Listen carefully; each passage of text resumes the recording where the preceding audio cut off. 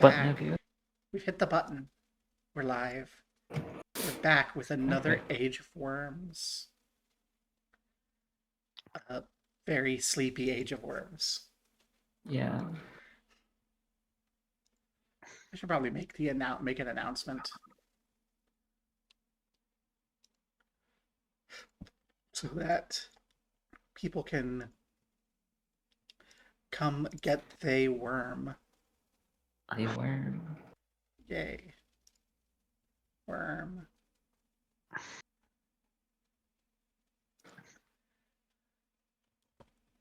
Come get thy sleepy worm. Rah.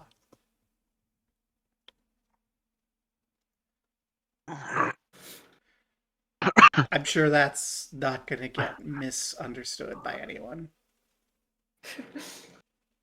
What's there about to misunderstand anyway?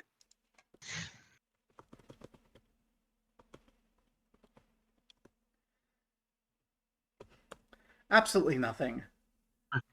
You'd have to be some sort of weird person to not understand immediately that "come get thy sleepy worm" means a Pathfinder 2nd Edition adaptation of the classic D&D 3.5 adventure path Age of Worms, being piloted by a GM with no sleep to a player base that has half no sleep. Yay! And no sleep. I think my coffee is creamer with coffee. Creamer with I don't coffee. put too much creamer. Oh no. My coffee is a leftover Mexico from yesterday. The entirety of Mexico? Mexicoke. Oh, I'm half asleep. Same. I'm running on a Monster and a Mexicoke. Mexico. Huh. Yes. I'm running on Mexico. We apologize to the world. I have needed to devour the entire nation of Mexico to be awake for this stream.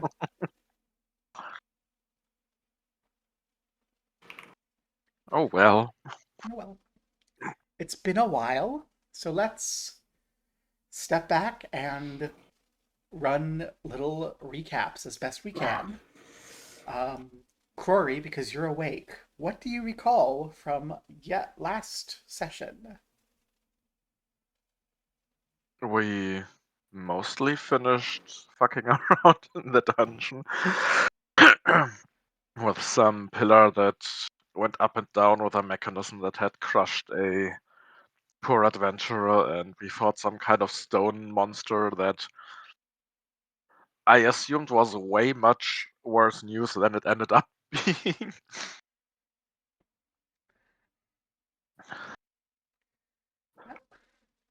And what's like the circumstance and the area getting cleared, the dungeon being ready? Shiyun, feel free to chime in if you know. I do not remember shit. I am just straight up terrible at recaps of these things.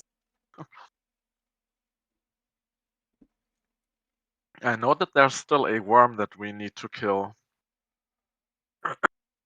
with a I just ball pit remember.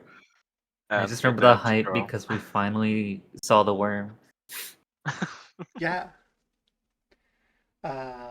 Fun fact, that creature becomes a worm, converting it into Pathfinder 2nd Edition. It was not originally a worm. Oh, It's the very funny thing that the first worm of the game is not an OG worm of the Age of Worms. huh. It's okay. We can pretend it's intentional. Worm. And do you remember why we have the worm kill? There's one other thing that's very important that I want to make We sure need everyone has. we need to find the body of the dead girl so that we can have the dead girl say goodbye to her relatives who are hopefully still there, and maybe she lets us into the treasure room. Yay! We remember everything. So I've brought you back to your home. I think. No, I did not. Now you did. I brought you back to your ruined, trashy, blighted home. In case there's any prep you want to do before going back in. Because I know you brought your treasure out.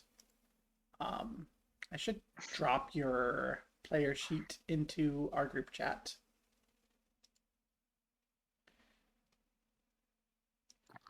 To make sure that you are remembering that it exists so that you can take any notes that you want to take. That is for you. Yeah. Excuse me. Gesundheit.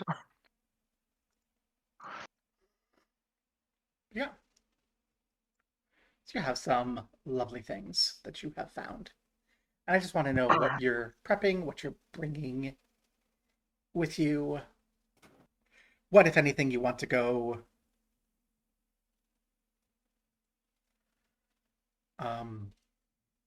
drop at home because you don't want to.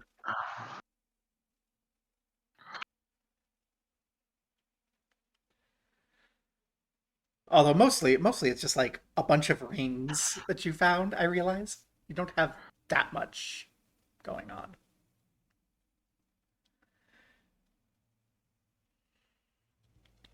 I just mostly want to make sure that you know what you have and are ready to go, because I don't want to just kill you with a worm for no reason. The end. Oh, yeah. Worm ate you, Age of Worms proceeds to destroy the world. I think one thing which would be nice would be healing up. Oh, Yeah. And you don't have a tight timetable, so if you're willing to just like make a little note for Allison about what the situation is, you could probably have as much time as you want to rest and heal. yeah. Well, if we take a short trip in the city, I can go and buy a dagger so that I have more weapons than just the sword. Yeah. And you do also have that longsword with an unidentified arcane rune floating around. Oh, right. I know that the armor went to Shion, the magic armor that we found.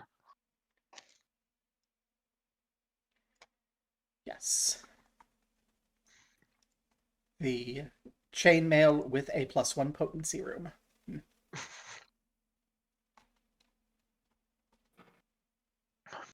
Alright, and we have that magic monocle. Yes.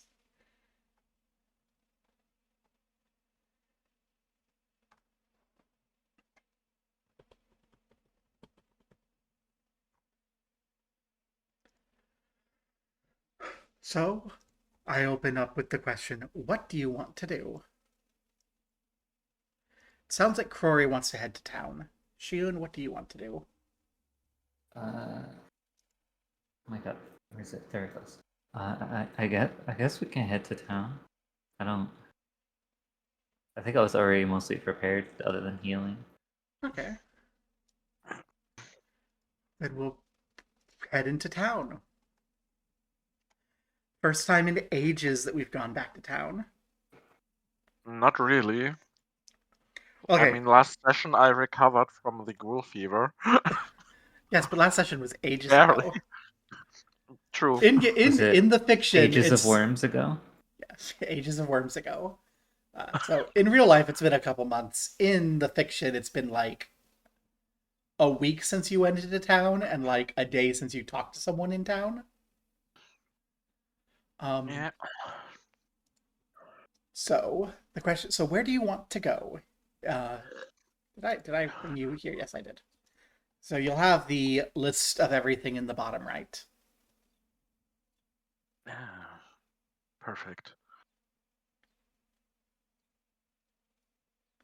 So you can feel free to ask me about what anything is. You can be like, I just want to go here and do the shopping, or you can ask what you are looking for. What is the iron golem? The Iron Golem is number 15.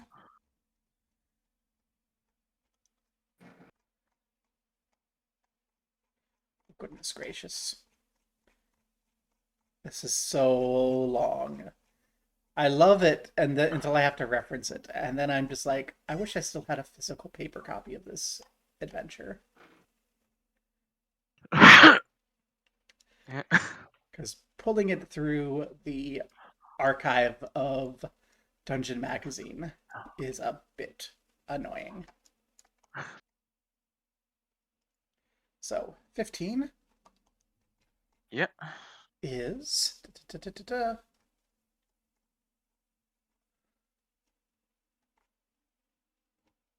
the missing page. Oh no.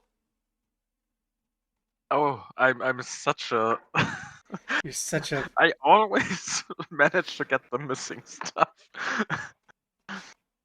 It's okay. This information is elsewhere. It's just even less convenient. Yeah, looking at the shape of the building, I wouldn't be surprised if it would be some kind of tavern or inn or the likes.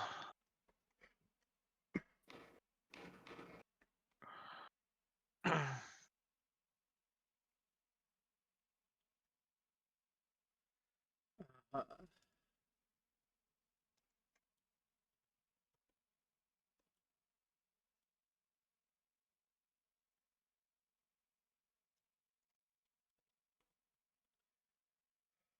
where are you hiding?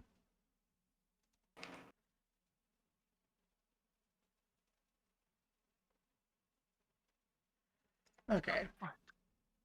25, 21, 19.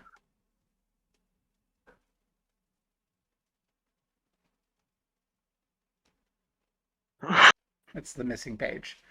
Um, yeah, I think that is Actually, I think that's a smith. Ah, that would also make sense. Yes. So we have a weaponsmith, the Iron Golem, which It's not a is. weaponsmith, it's just a smith. There is a weaponsmith that's called a weaponsmith. Oh, there's a weaponsmith called the weaponsmith? Yes. Okay. So, and the Iron Golem is probably doing other types of smithing then. Yeah. So you have the yes, you have the weaponsmith, you have the Iron Golem, which is a kind of a boutique fancy smithing area. And then over at 27, you have Osgood, who does your kind of standard, basic mass production smithy work. You know, Yeah, then nails, let's. barrel bands, that sort of thing. Okay, then the weaponsmith is probably the guy that sells me the dagger. Yes, that is correct. And I don't need anything fancy, just a standard Quillen dagger. Well, good news for you. He's absolutely going to just have daggers on sack. They are very useful tools in addition to everything else. And for 2 silver, you'll have a dagger. Hooray! It's a D4 piercing, one-handed, agile, finesse, versatile, slashing, thrown, 10-foot weapon. Nice.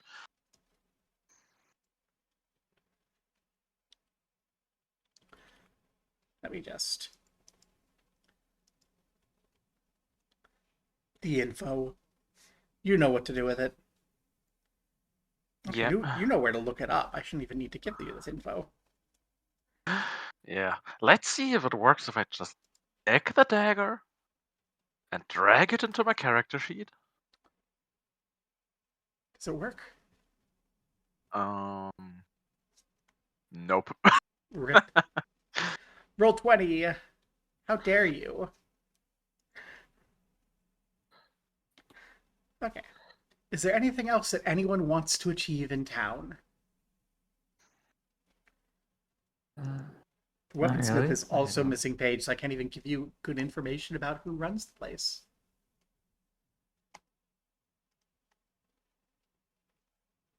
Osgood is at least not a missing page, so if you decide you want to get a bunch of household metal for fixing up your house, we can still talk to that guy. not gonna fix it up till it's guaranteed our house. Wise. Okay. Is there anything that any of you want to do while you're still in town?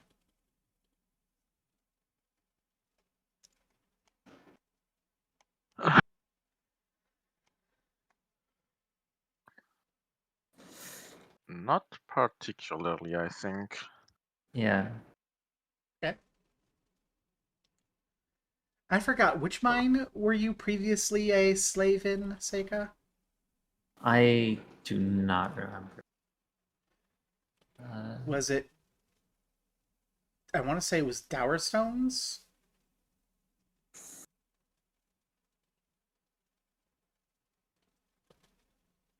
Which I don't remember which mine is Dower Stones, but I don't remember at all. I want to say it's 31. It's the mine that you have to walk past every time that you come in and out of town. That's great. That is hilarious to me. Uh, All right. In which case,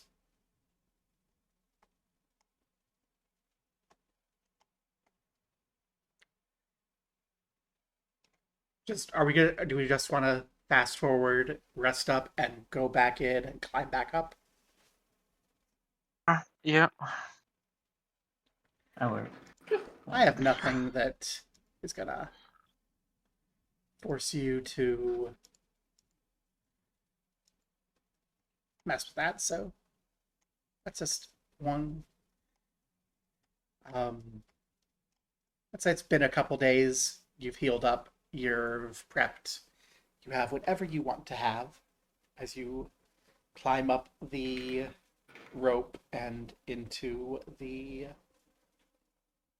room, the chamber, the ball pit. So, Shion did disable the trap, which is important and useful. Yes. You want me to re-enable the trap? I could do that. Please don't.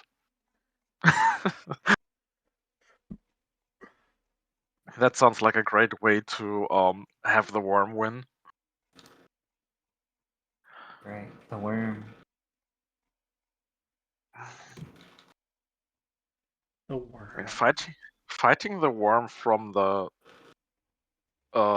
thin platform board, I forgot the name, seems like a bad idea because of the chance of being knocked down.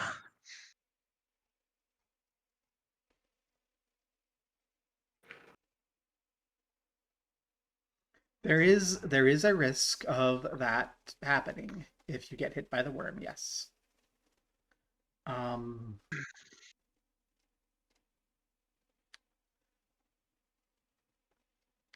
just reviewing how far it is down from the beam to the start of the spheres. So the ball pit area is about 10 feet below where the beam is. The beam is steady terrain. You can stand on it without too much trouble. It is kind of a balanced thing to move if you're not moving slowly. But the ball pit is ball bearings. Which is So even worse. they're very unstable. They'll slide against one another. There's a risk of you even possibly sinking into them. And the worm, you've already observed, burrows through the ball bearings. So, how you want to approach it is up to you.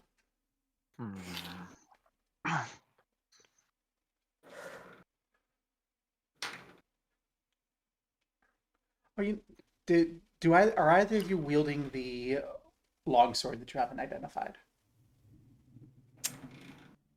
No, I'm not at least. Okay.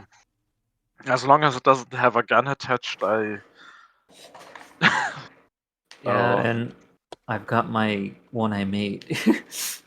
Yeah, let's say I can keep the longsword as a backup in case that I lose my rapier, but I'm not going to start the battle with the weapon I'm less comfortable with. Okay, so we've got gun sword, backup dagger, backup unidentified magic longsword with Crori.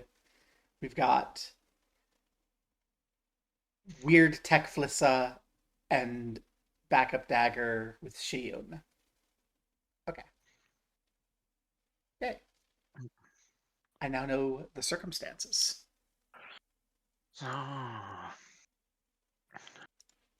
uh, how big was the opening from here onto the walkway? This is all open. So the walkway is Okay. about 5 feet. Is a little bit less than 5 feet across. So you can walk slowly across. If you start running or fighting, you can run risks of just falling. There's no like it's not closed off at all.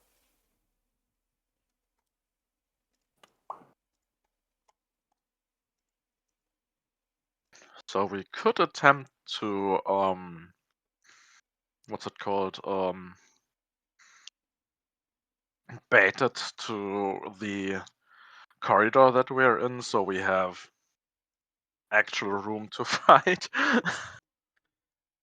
That is a potential thing that you could attempt to do. Yes.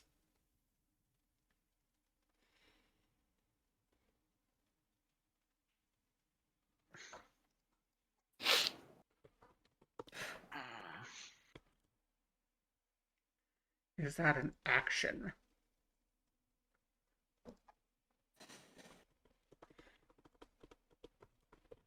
It's been long enough that I've started forgetting my actions that everyone has access to.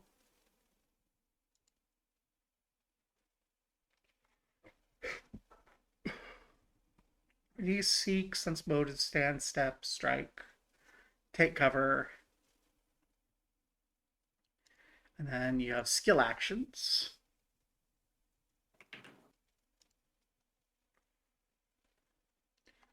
Coerce, demoralize, are intimidation. Deception has diversion, impersonate, lie, feint. Gather information, make an impression, request.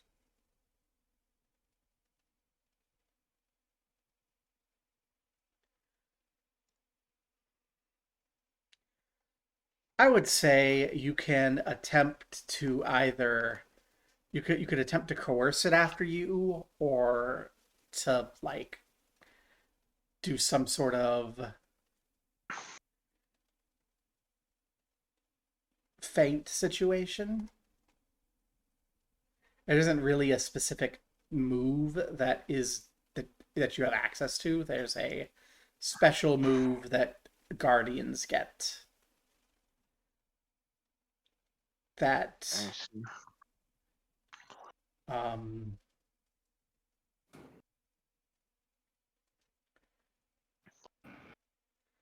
does something like that.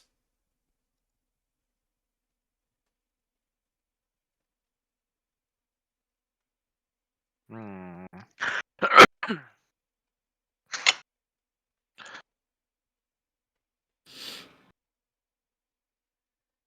So yeah, how do you want to try to lure the thing that is rolling around in the cubes up towards you?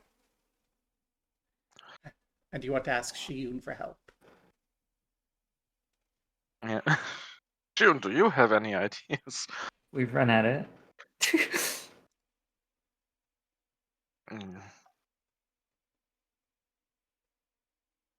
Hmm.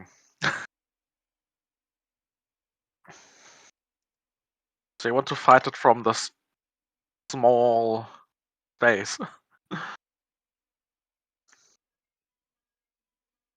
I mean, ideally, we wouldn't fight it at all. you have an idea how to kill it without fighting it. No.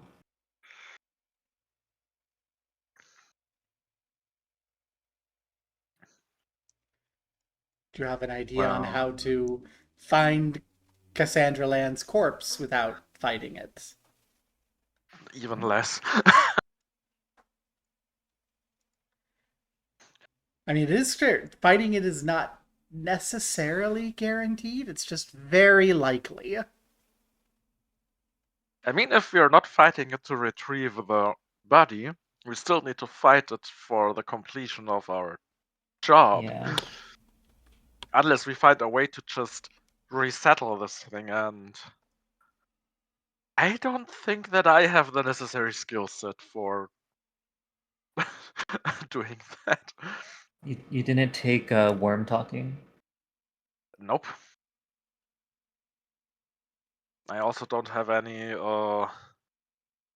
weird gears to do some knocking noises, and I don't have any hooks to jump onto it.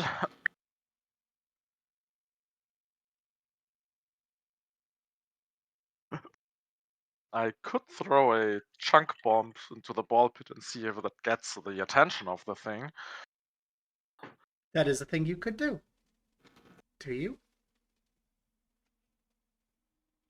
Well, if nobody stops me, I will light the bomb, throw it into the ball pit, and see what happens. Okay. Oh yeah. Would you give me a perception check? I want to see if you can identify where it is close enough to like decide if you want to hit it or not hit it.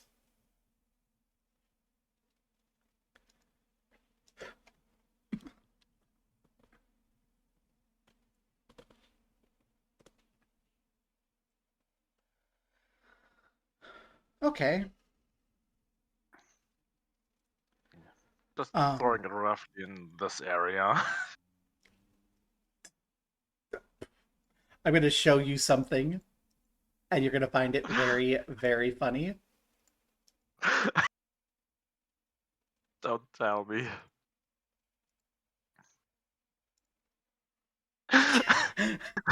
I've just been moving it around randomly while you can't see it.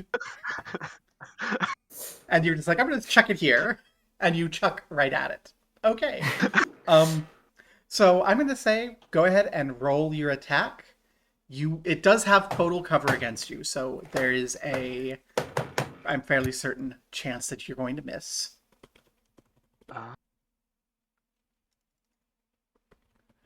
Concealment is the term.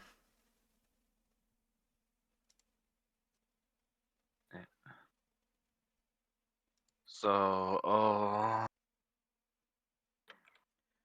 Yeah, so you'll need to make a DC 5 flat check before you determine your effect. So okay.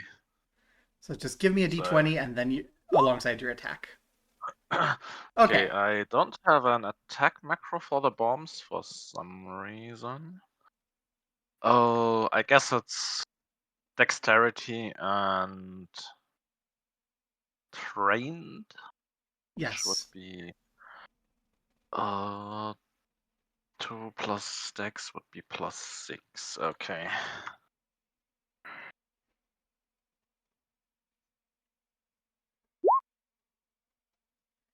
And that is and that is a versus. I will say that. I forgot to click that button. Okay, so it's going to be aware of you as you chuck the junk bomb in, and the junk bomb nestles into the balls and explodes, rolling some of them away, and it comes rearing up. So, everyone can give me everyone except for Corey can give me a perception check. Corey already has.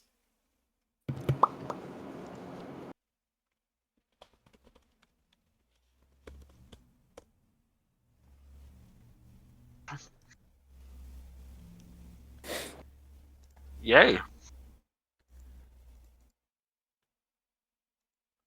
Well, this is great. No problem here. We're in danger. Um, you have its attention, Corey.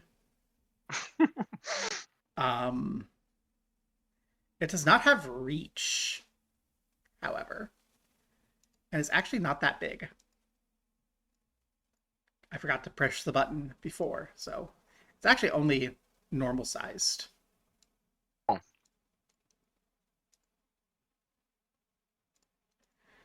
So it will burrow its way down here as its first move. Then as its second move, it will climb, which it has a climb speed, so it doesn't need to do anything. So it will squirm its way up the side to you. I'm in danger. And its third thing that we'll do is attempt to smack you with its tentacle.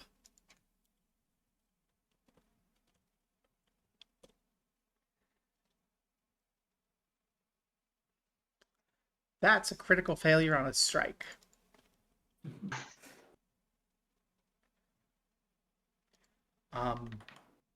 I think we established that nothing weird happens. That is... Oh, what the hell? I just want to double check to make sure. That is correct. There's nothing on a critical failure for a strike. But it definitely does not hit you. So, yay. As far as Crory's concerned, that entire thing worked perfectly. You now have Obviously. a big worm. About 9 feet long, person size around, flailing tentacles in your face. What do you do?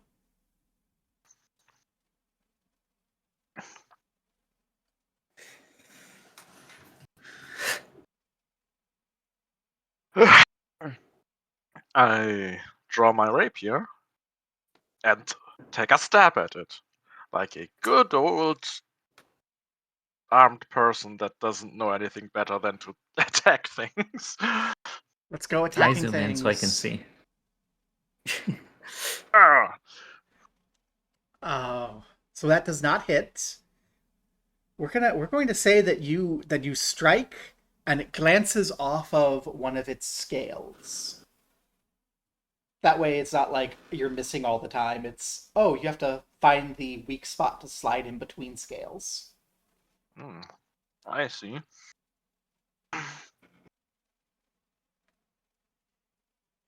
It's better fiction.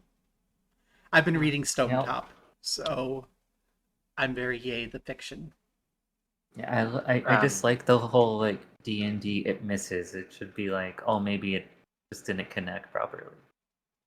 Yeah, I mean that's kind of the idea behind having armor and stuff. It's just that D&D generally does it in a binary of successful or unsuccessful because it gets a lot of paperwork if you start charting whether you hit the armor or the shield or miss or someone dodges. Stone Top handles this pretty well. It's just unfortunately you cannot adapt Stone Top out of Stone Top. You're playing Stone Top, you're playing Stone Top. Not discouraged from glancing off, Crory will attempt a second attack Rawr. and do worse than before, but not by much. Crory is extremely consistent and smacking the same spot multiple times and going, yeah, that's not where I need to be hitting. At some point, the scale is going to come loose. I can feel it. Aha! This is where you do the third attack and make a critical hit. Yeah, let's go. No. Goodness, no. You know, that one, the tentacle just slaps your hand aside. Rory looks at his hand completely flying off to the side, looks at the thing and goes, "Fair enough." Shion. I got this. So closer. Closer. And hiccup. Roll to hiccup. Yeah.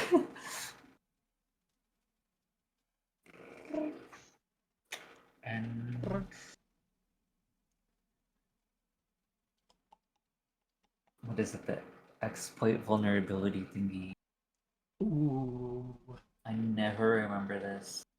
Then class features. Esoterical lord check. I want to say that you can just push the button and it'll happen. Now it just drops the explanation of it. Ah. Esoteric lore is. We should double check what that is. This is what happens when life keeps us from meeting every week. We forget all these things.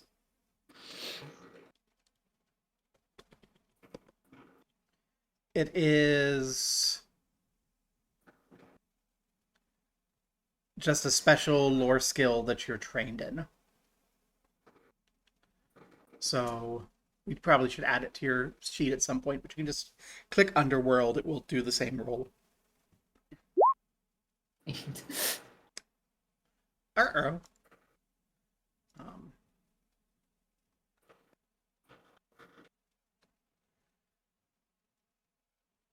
Well, that's a critical failure. And so just reading straight from the rules, you couldn't quite remember the right object to use in this situation. And get distracted while you rummage through your little pocket of esoterica and are off guard until the start of your next turn. Cool, whatever off guard means. Off guard, not good, actually. Off guard as condition means that you have a -2 penalty to AC. Oh, Oh fun. no. Fortunately, the thing isn't mad at you. You do have one more move. I'm gonna raise my shield. There we go, that's my turn. Wonderful. Well, one of the two of you has attacked this thing, and the other one has just come up and started looking through a pouch. And it has an extremely poor intelligence, so it will continue to do its little fights against Crory. In particular, it will attempt to bite Crory. No, it can't do that. It has to attempt to tentacle first. That's higher than my AC. Okay. So what's happening here is it is wrapping a tentacle around you, Crory, and pulling you in towards its jaws. Oh no. I'm rolling very high. Yeah, that is also higher than my AC. Unsurprisingly. So it will do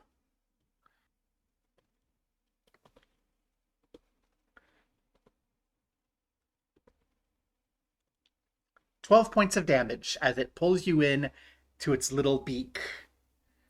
Let's say legs first, and starts snapping down. That's more than half of my total HP. Well, now it will attempt to swallow you. Please don't.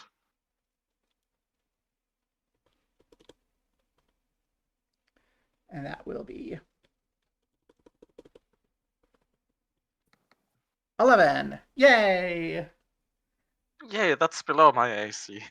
Yay! So Corey, as it comes to your turn, you're wrapped. There's a tentacle wrapped around your waist.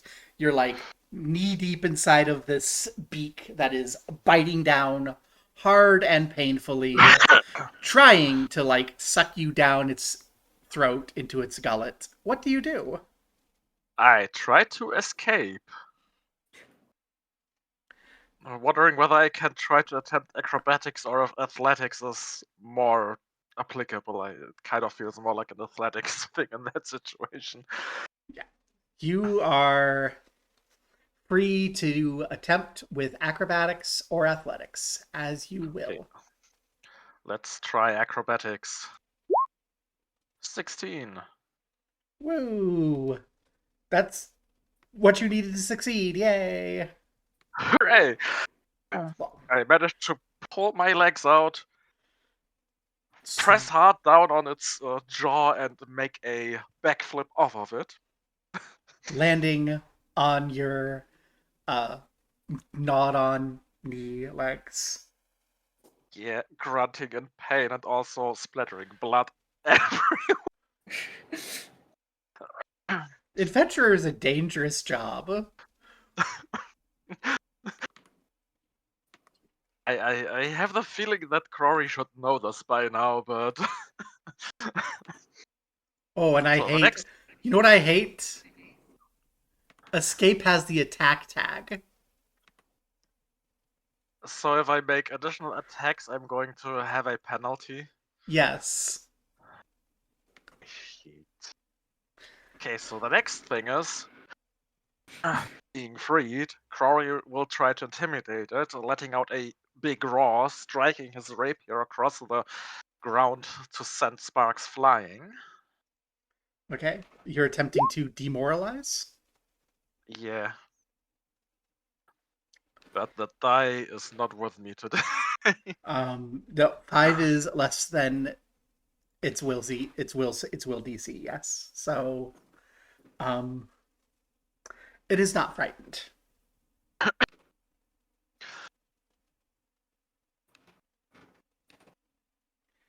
I guess so. Crory does have one more action. Yeah. But what is Crory going to do?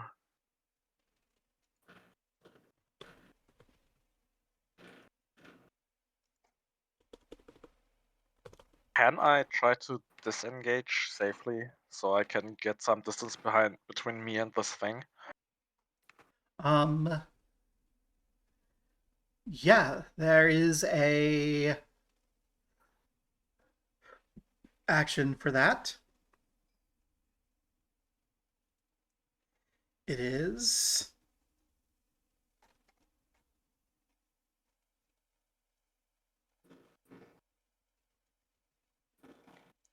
It is step.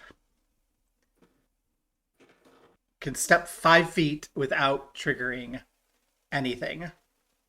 Uh, You could also just attempt to stride. Oh, acrobatics, that's where it is. I was looking at basic moves. Acrobatics, tumble through, that's what you're looking for. okay. Stride Let's up try to your speed, make an acrobatics check against the enemy's reflex. Yeah, okay. Let's go. Ooh. There you go. You can move. Treating. You can move and not get hit. You can just move up to your Perfect. speed. Which is 30. Yay. Leaving Shiyun no longer off balance. Okay. Let's explode. When in doubt, explode.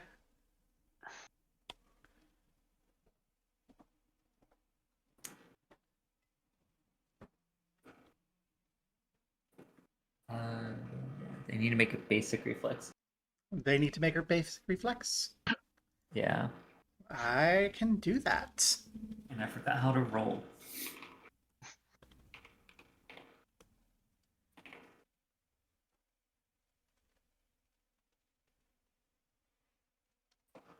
Let me see. What's your explode actually say?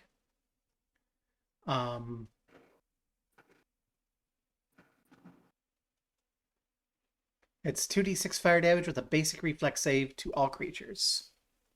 Okay.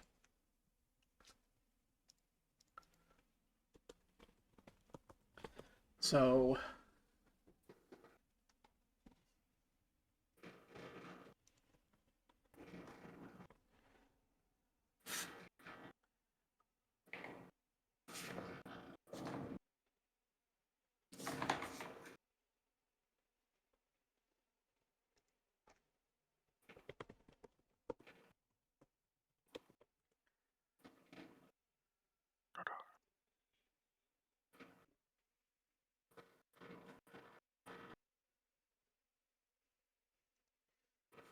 it's DC by level.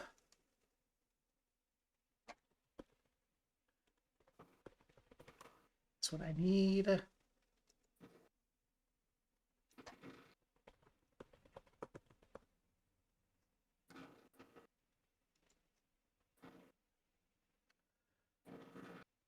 Okay, so that's a success. So whatever damage you roll, which will be /roll space and then the damage dice, it's going to take half damage from.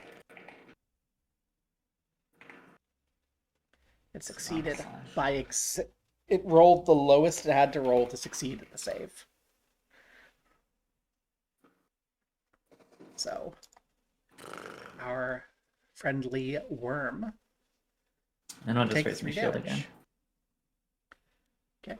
I mean, that's one action. Do you want to do anything with your other action? Explode is 2 actions. Oh, it is 2? Yeah. Okay. You have exploded.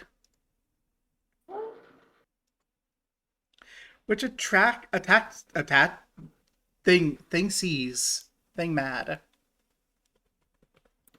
Thing tries to wrap a tentacle around you. So this is actually against your athletics or acrobatics defense. Is it defensive that? What's your skill? Of what? Athletics or acrobatics, whichever is higher. Acrobatics. So that would be DC 15. I'll give you your shield bonus, so it does not hit. The tentacle does not wrap around you. Okay. You smack the tentacle aside, which does make this thing lean back a little. But it is dumb, so it's going to keep trying to tentacle you because it literally has one thing.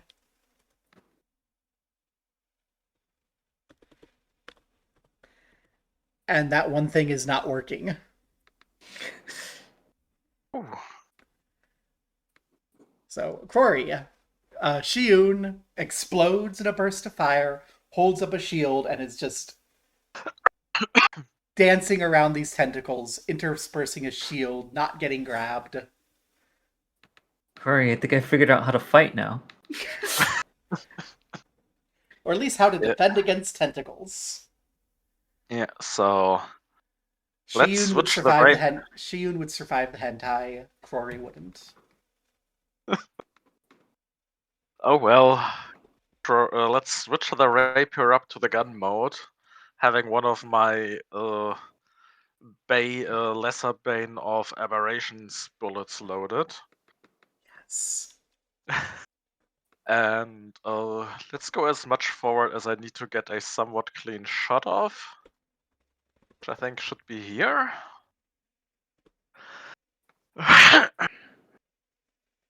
And shoot!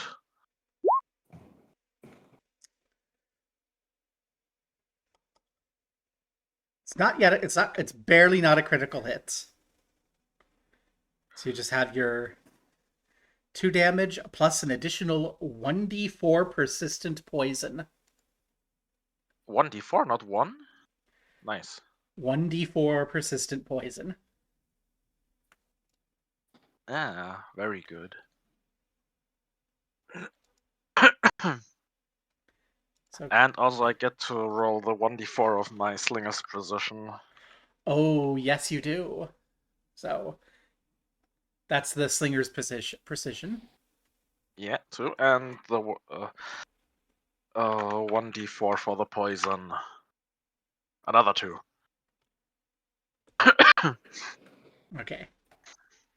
So that's great. Da, da, da, da, da, da, da, da.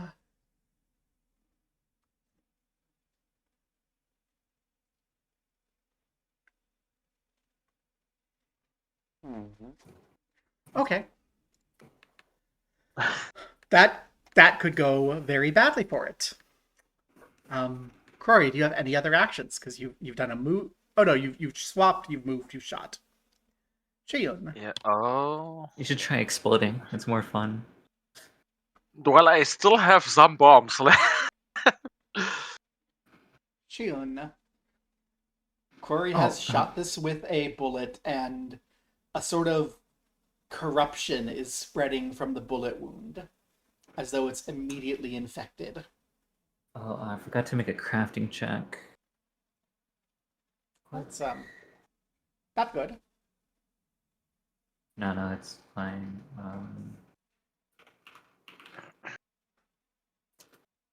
Sorry, I completely forgot I needed to make this check. Give me a moment. That's fine. I'm gonna swap over to your feats so I can double check what the crafting check is for. It's not in there. It's just whether or not I can explode again. Ah. And what sort of check is it? Is it just a Crap. base DC? It's the page updated. It just says a standard DC for your level. Okay, so that's a DC for your level. That'd be a DC 15. Yeah. I had to look that up to see whether or not the Grick was affected earlier when it rolled a 16. Well, you're not exploding. At least not this round. What does Shun want to do with the persistently poisoned Grick? Oh, I'm still. Oh, it's a DC 13. No, wait. Okay, yeah, no. It's a DC 15 no matter what level I'm crafting. So as you get better, you're going to succeed more often. Yeah. At high levels, you're just going to be exploding left and right. Okay. On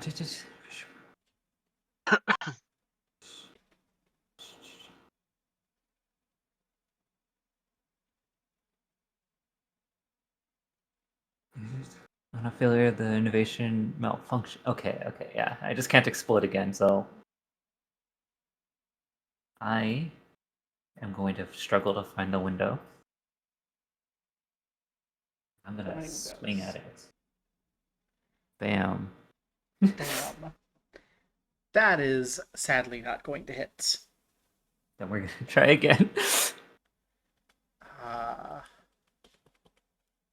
That is also not going to hit. And then I'm gonna raise my shield. Very, very conservative Shiyun. Probably not a bad idea. So it starts its turn. I don't know what you mean. The first thing it needs to do. First thing it needs to do is determine if it recovers from poison. It very nearly recovered from poison before taking any poison damage. No. But it did, in fact, take that poison. That's not looking super great. Sadly, it doesn't have any penalties. It just takes the poison. Yep. And Shiyun is the immediate scary threat, so it is going to immediately go back to trying to tentacle Shiyun. I love being the immediate scary threat. It tentacles Shiyun. How dare it? Which means that it gets to attempt to pull you into its mouth.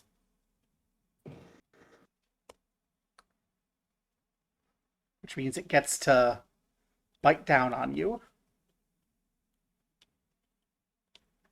for 14 points of damage Ow. and attempt to swallow you.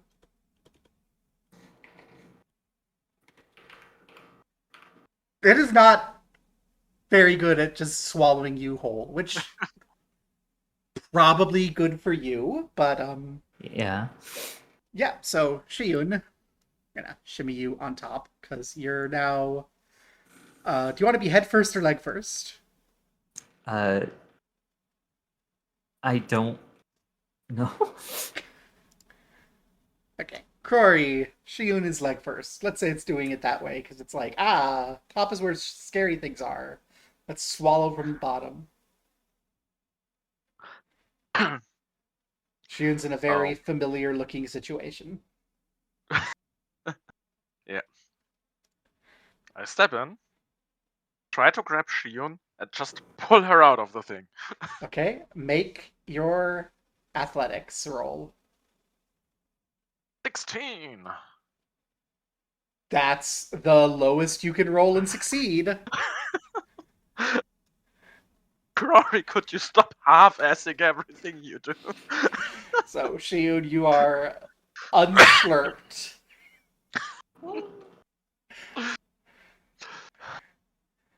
I mean, this is a horrific, horrifying moment, but it's so funny from a gameplay perspective. You two are like a couple of popsicles. Yum.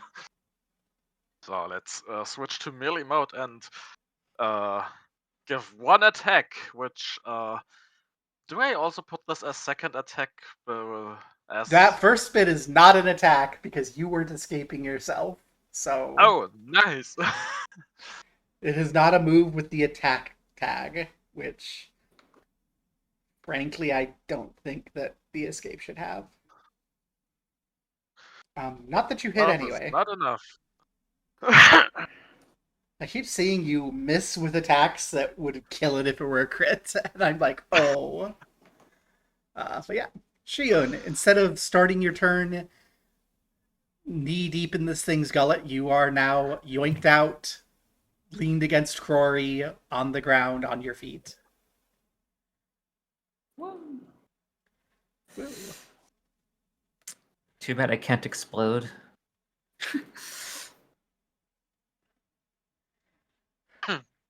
You're too I believe in tired. you, Shion. You're too tired after exploding earlier.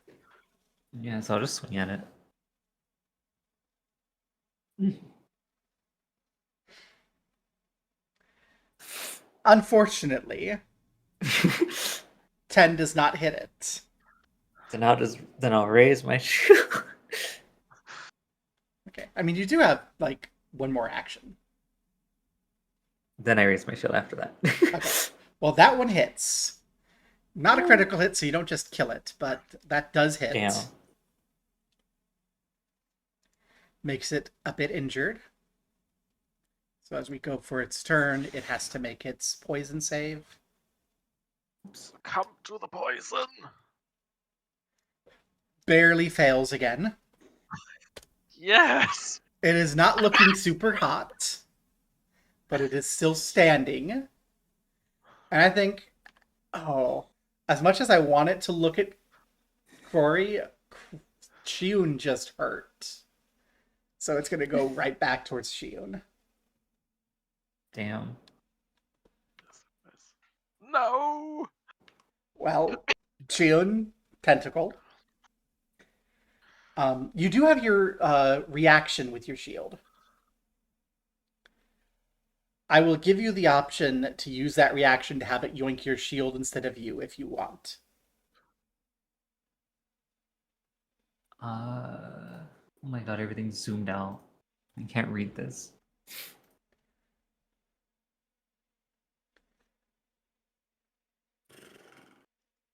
So wait, is this shit trying to grab me? Yes, it's a standard process. Tentacle, bite, swallow. And you do have that reaction to have it affect your shield instead of you. Yeah. If you do that, you will lose your shield. But my shield. Well, your shield may not be destroyed, but you just won't have it at present. Yeah. Okay. So it will attempt to bite the shield, which I think is an automatic hit. So the shield will take this damage instead of you. 10 damage. Forgot the shield's hit points. 20, I marked it. Okay. And then it will attempt to swallow the shield, No, my shield. which it has a actual chance of achieving because the shield is not a person size. And it chomps down the shield and starts gagging as the shield is stuck in its throat. Maybe it's got a splinter into its mouth or something. So yeah, sorry, this thing's choking on a shield. It's not going to die, but it is going to have to like spit out the shield before it can try to eat anyone again. Yeah. So that means 3 attacks.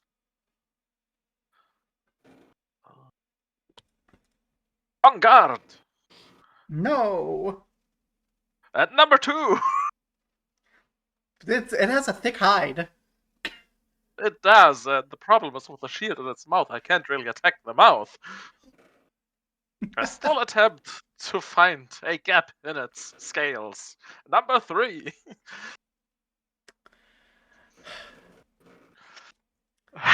Shion.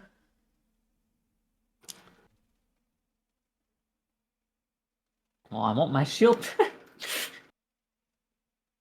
Give me my shield. I worked hard on that. That is a critical hit. Woo. How do you want to kill the thing?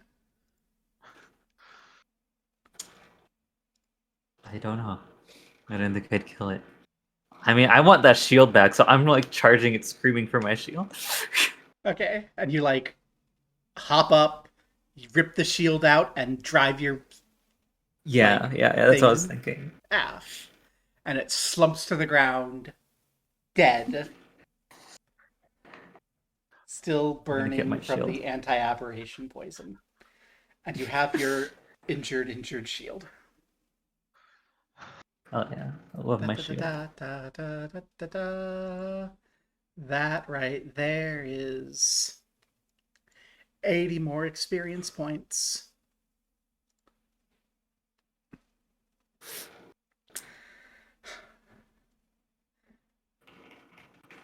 I can't wait for the day I level up. Wait, it is. How far are you?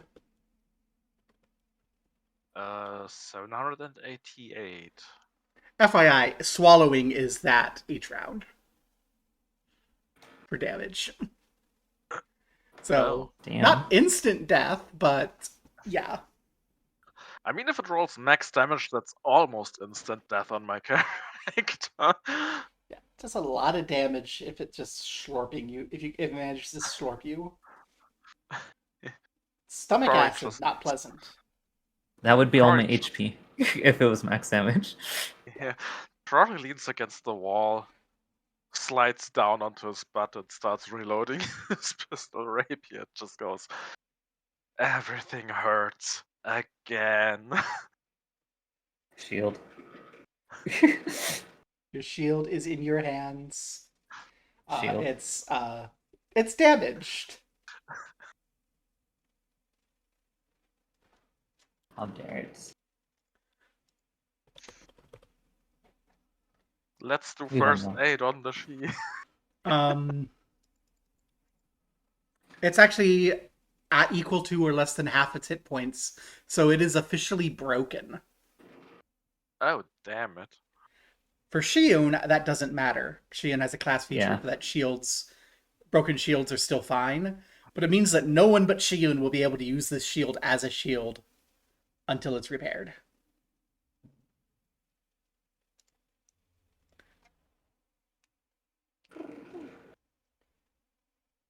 Yeah. So you are At least standing here. Or slumped here. Well, at least the shield took a bite that Shion didn't need to, because I'm not sure if we would have survived this otherwise. That's why I wanted to remind Shion about the ability to have the shield take the damage.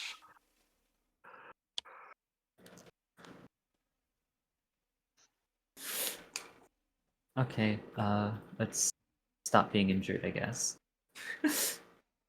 Woohoo! Are we doing some treat wounds? Yeah. Let's go. We're doing Croy first. Bam. 5. Target takes 1d8 damage. Yeah, roll the damage. I mean, at least you can't kill me because I have more than 8 HP. 1d8 plus 10 damage. 6. Well, Are you sure you're doing the right thing? Everything hurts more now. it's okay. She Most had of to the clean the wound.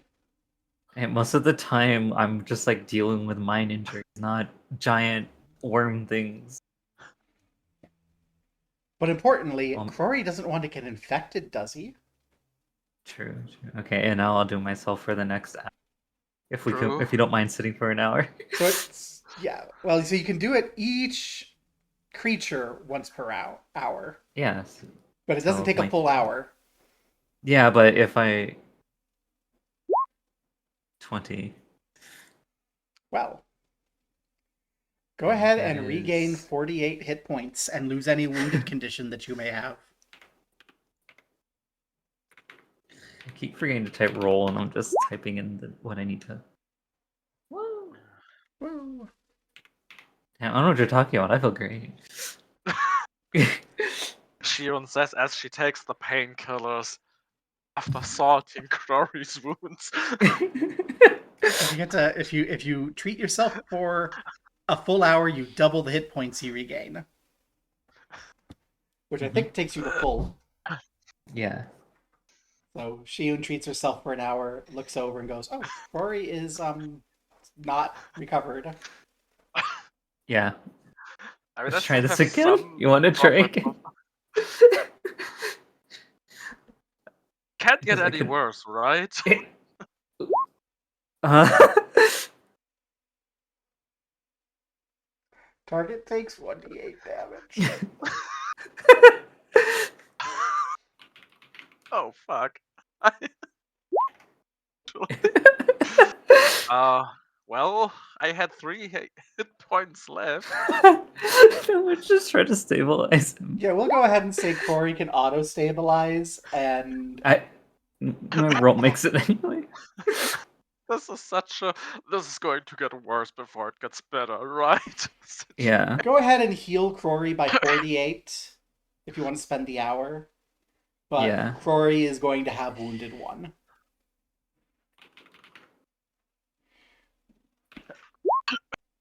13. Okay. That's much better. I'm just cursing this game. I just roll terribly nonstop. Until you roll to heal yourself and like perfectly recover all of your hit points in one action. Maybe My orc ancestors anatomy recovered is, hit points from that. maybe And orc anatomy is just that different from. What was she on an elf? Elf anatomy? yeah, and I'm sure Cassandra Land being around there poking at Crory's wounds alongside wasn't helping. Yeah. Just like shoving her little ghostly head in, going, "Ooh, wow, that looks like it's bad. Oh, that's a deep hole. What's it like inside of the worm's mouth?" I was Very screaming too much in pain the first time it happened to me. It was very painful. And I got out as quickly as possible. Well, you're free to go find my body. She floats over the ball pit and then vanishes. Well, this is gonna be That fight fun. was kind of hard, but I think the real hard work is starting now. What do you mean? I'm thinking just clearing out the entire ball pit until we find the body, because it's probably at the last spot we search, and we probably don't want to do it in a hasty manner, so... Well, of course My it's at the propos- last spot you searched because you stopped looking. True. But what do you think about tying some ropes, climbing down there, and just rolling all the balls down this corridor, have it land somewhere in the sarcophagus room while we clear out this very unfunny room? I think this is going to take forever. It is going to take forever, but it is a thing that you can do that will not require any checks or have any risk of failure. It's just going to eat time. We could go into the village and look for some idiots to hire to help us doing this. That is true. You can also hire people to make it take faster. Basically, doing Rory's plan with just the two of you is going to take, let's say, about 15 hours of work. And you'll be horrendously fatigued at the end of it. And probably annoyed by the little ghost girl floating around mocking you the entire time. Yeah, we got to deal with that. Yeah, let's go find people. All right. You know what? For the sake of simplicity and ease, I'll just teleport you right back to town and ask how you want to go about finding people. The good news is you went in there pretty early in the morning, so it's still like probably by the time you get back, it's about an hour or two past noon. Yeah, let's see if the So people are you're still getting to the lunch. hottest part. You're getting to the hottest part of the day. Yeah, let's see people. If we find people that are basically having lunch, doing an extended noon break to escape the heat, and see if we can find someone who's willing to shovel ball bearings for a few hours for some pay. Sure. Where do you want to be going to do this? Wait. What material were the ball bearings? The material. That's a good question, and I think it tells me they are iron. Oh, let's hit up the local smiths to see if they what they think about the idea of some additional material to work with. Because it's probably going to be a lot easier to get people to do this shit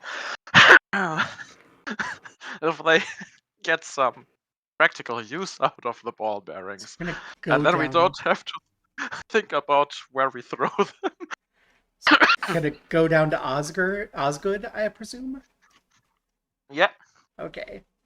So I'm gonna ask Crory, what is Crory's prior relationship with Osgood? Let's say, what has Crory done to piss Osgood off?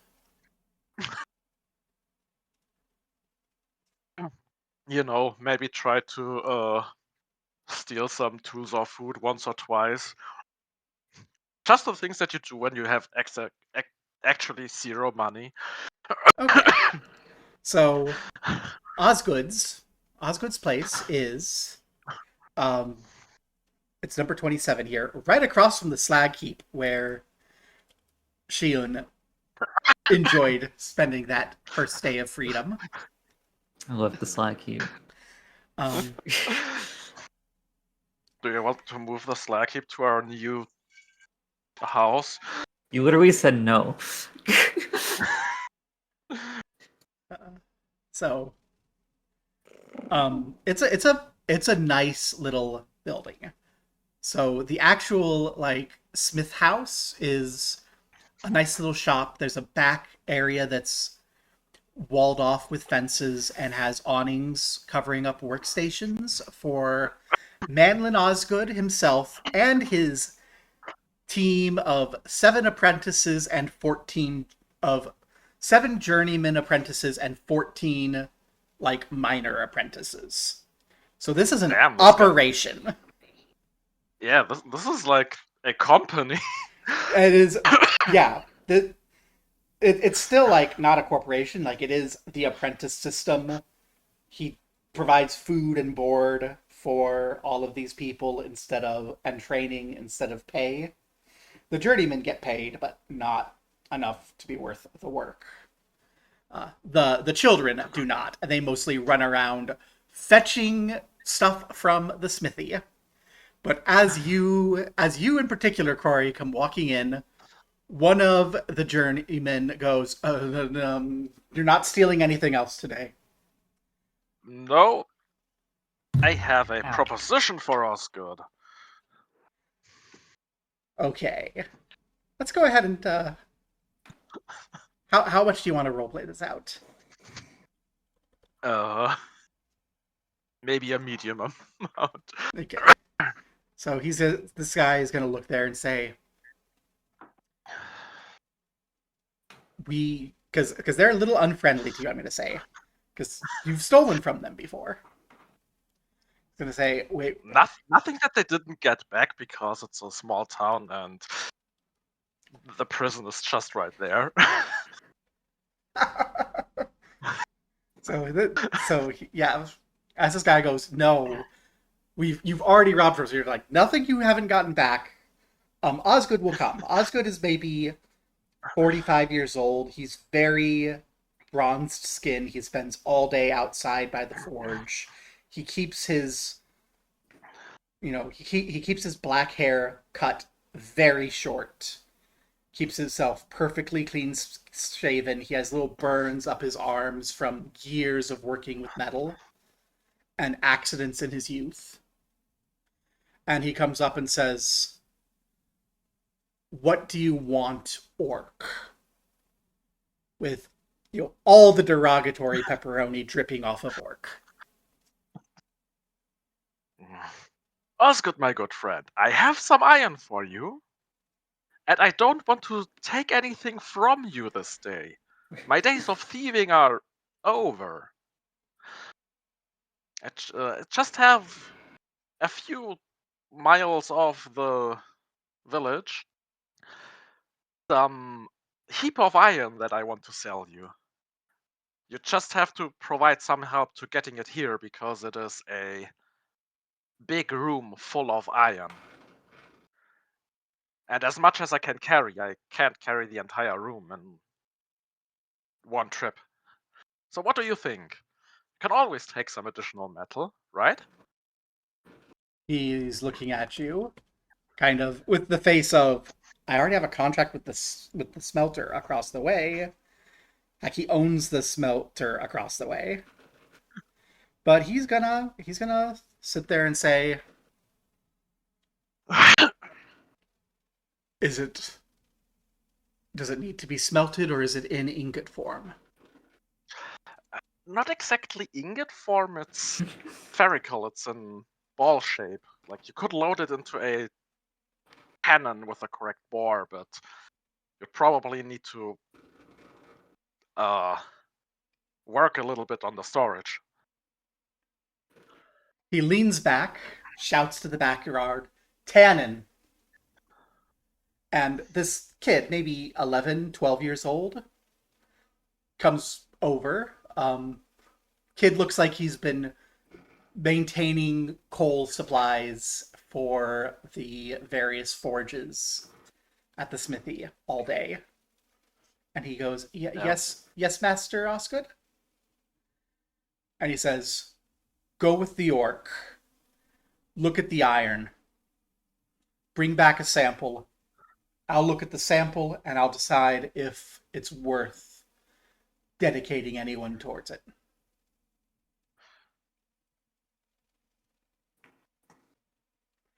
And then he heads back to get everyone back to work because people kind of stop working to go watch the whole thing. And you've got this, 11, 12-year-old human boy sitting with you, caked in coal dust. Wide-eyed, a little terrified because, orcs. You hear tell of orcs, and the stories that you hear aren't very good. We also have an elf. Our kind of points at Shion in a weird attempt to make the boy feel less scared. Shion, dressed in red chainmail with a weird blade with wires and such coming out of it, and whirring gears, and a broken shield.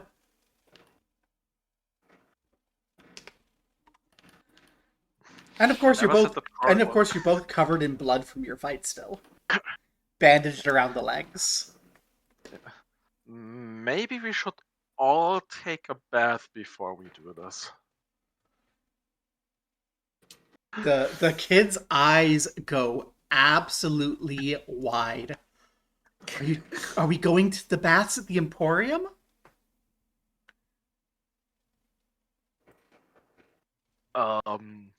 Quick question: are the baths at the Emporium something where Crory would have access to, or would he just rent to a regular in-house or something and ask if they have like a bucket of water? You would be able to go there. The Emporium has a public bath that is pay to use. The Emporium is sort of a combination of fancy bathhouse slash brothel slash freak show. Well, that sounds like Rory would fit right in.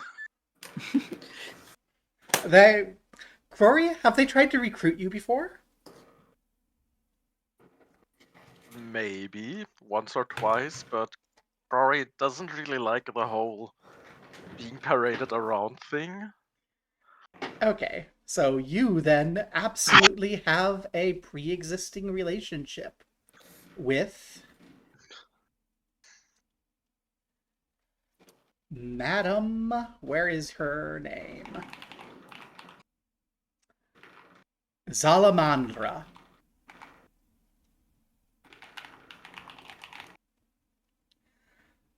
Zalamandra is an old woman, maybe pushing 70.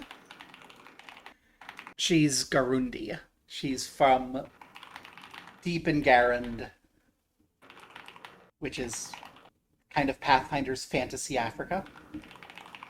Oh. She's been in Diamond Lake since forever. She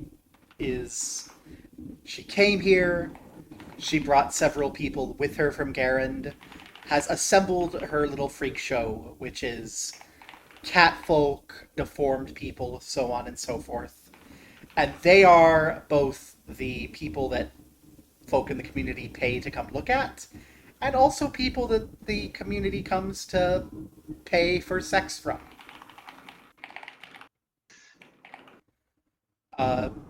That said, she is one of the few employers in the town who actually pays people properly. And she only hires, the non-human. Whether that's because you're not human, or because you are crippled, or in some way deformed in a way that she thinks is interesting. It's a very dehumanizing sort of disability support system that she runs. It is nothing, I guess. It is a full silver piece per person to use the baths at the Emporium. Plus another silver if you want a bather. Yeah, I think we'll keep with just using the baths and cleaning ourselves. All right. So the kid is absolutely wide-eyed that you said yes.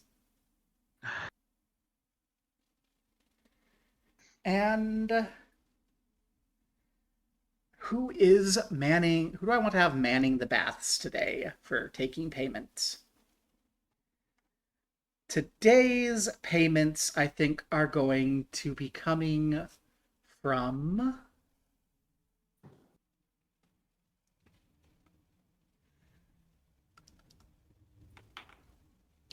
Because it's afternoon, it's going to be Kurlag, who is manning the gate, taking payment, directing people. So Kurlag is someone you would know, and I'm going to try to find a token for Kurlag because I think you will. I won't be able to find a token of Kurlag wearing the outfit that Kurlag is going to be wearing, because Kurlag is dressed very nicely. So you're all at 0.1 here. But let me get Kurlag saved here and dragged in. But I think you'll be very impressed by what you see when you look at Kurlag. So over at 0.1, we're going to drop a Kurlag. Oh, that's a big Kurlag. Yeah. Kurlag is a 10-foot tall, massive ogre. Like the sort of thing you would expect to be fighting as an adventurer. But Kurlag is going to be dressed very nicely in the finest silk suit that Kurlag has been able to afford over years of his employment. And is going to be sitting in the chair next to the coin case that the money comes in, axe across his knees. And as you come in to pay, he goes, "For bath, 1, 2. 1, 2, 1. 2 and 1 silver." Yeah, Cory takes out the silver to pay for the 3 baths, unless Shion decided that she doesn't want a bath. No, I need a bath. Okay. I rescued my shield. Need a bath. He will put the coins in, hand each of you a very nice towel, and as he hands you a towel, Cory, he'll go, "Zalamondra's offer still stands." I'll keep that in mind. You are very pretty. You're very pretty for an orc. Thank you, Karlak. And he waves. You know the way to the bath. Yeah. It does not help that the entire ground floor is the bathhouse and everything else is up a narrow flight of stairs behind Kurlag. Yeah. So the ground floor, these baths are very nice. They're marble. They are kept heated by a couple of bound fire spirits. Oh. Yeah. Calamandra is a witch of some sort. Everyone knows it. Rumor has it that she's been in the town for almost 100 years, and she was old when she got here. Oh. But, yeah. You can take the bath without further incident. With potential problem... No, one further incident. There's one other person here who is lounging in the bath, getting washed by a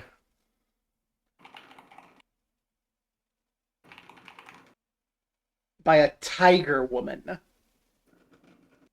Let's say, if there's no objections, a completely nude tiger woman giving a wash to an elderly wizard that you deeply recognize. It's your buddy Aliston. Oh. And he's just going to make eye contact with you as he gets a massage and go, "How goes the tomb?" goes pretty fine. We should be done with it in the next 2 days, maybe. Just some final checks that we haven't missed any dangerous creatures. Wonderful. I look forward to starting my studies. And he's just going to lounge around and get bathed while you bathe yourselves. And sure, it's quite uncomfortable. Let's just ignore the wizard in the room. The smartest man in Diamond Lake. Self-proclaimed. Yeah.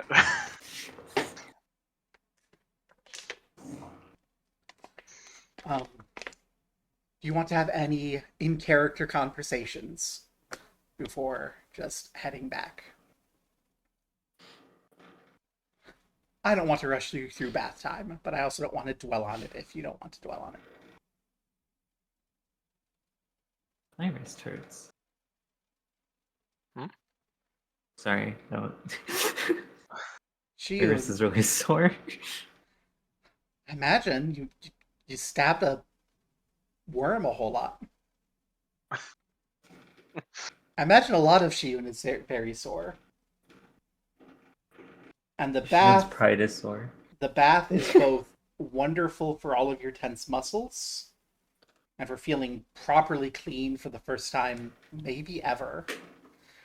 But Yeah. also it's mineral water, it's warm, it's probably not pleasant on your wounds.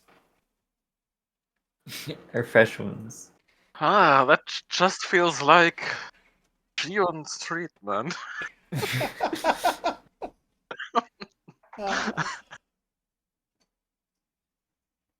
And then I had to run to the bathroom real quick. I'll be right back. okay. Go ahead and make Kurlag smaller.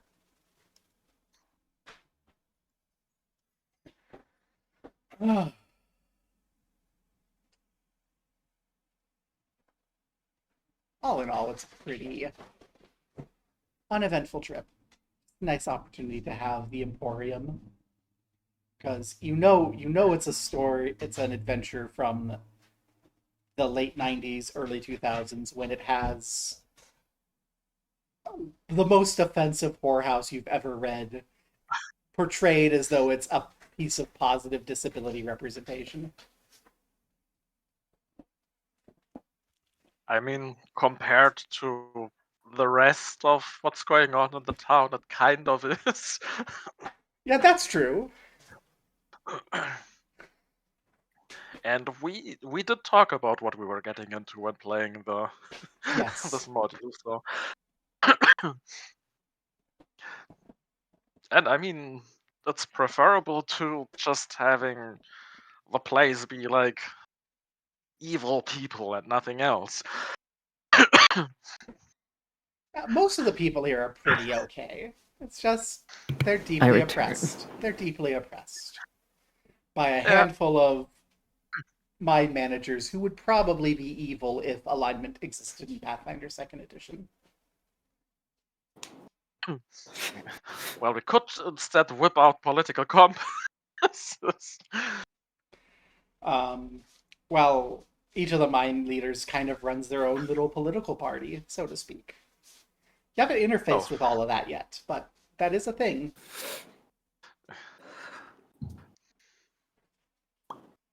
Like, the mayor Wondering doesn't how- actually have all that much power in the town. I wonder how stupid it would be if Crory were trying to run for mayor of this. Yeah, let's just stop being adventurers and run in the political race. That might be the only thing more dangerous in Diamond Lake than delving into the tomb that nearly kills you every single day. It only nearly kills us every single day. Yeah, it's only once that it's actually killed anyone temporarily. Temporarily? Yeah, you've only gotten the dying condition twice on one day. Oh, so that's what you read. I thought like, person that died and got better. I don't think so, unless you count the Gulas having gotten better. Yeah. Gosh, that guy's still laughing. I'm gonna laugh for my entire life about you almost dying from ghoul fever, having the last check before the cleric of death just slits your throat to keep you from rising as an undead, and the fever breaks. Yeah, that was That was very something. dramatic. That was so tight. I love it. But yeah, we got the two of you, and I suppose we should get a little token for Tannen.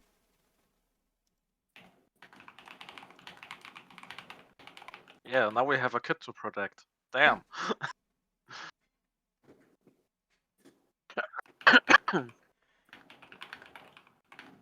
I don't think I want to use any of the from the web things. Do I have anything in my library presently, or have I cleared out all of my... I have mostly cleared out my token library.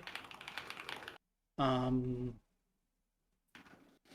going to immediately make Tannen the most obnoxious child you've ever met. Oh no.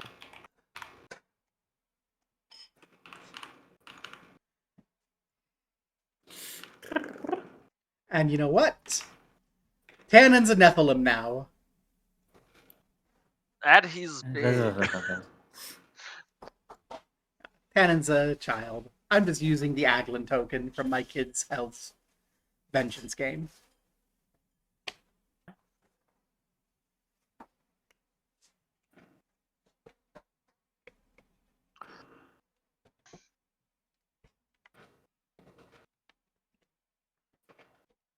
Well, then let's move the kid to the tomb.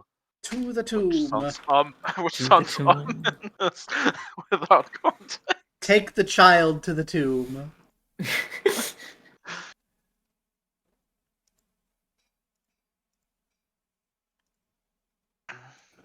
So, the child's going to come to the tomb. Immediately become The tomb.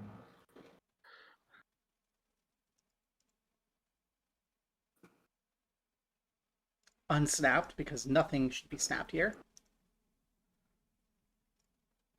Snap back to reality. No. And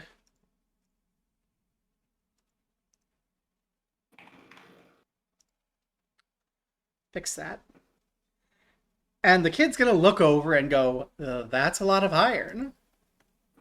And kind of look back at you expectantly because, you know, kid, maybe a little under 5 feet tall, doesn't exactly want to hop down 10 feet into a bunch of ball bearings.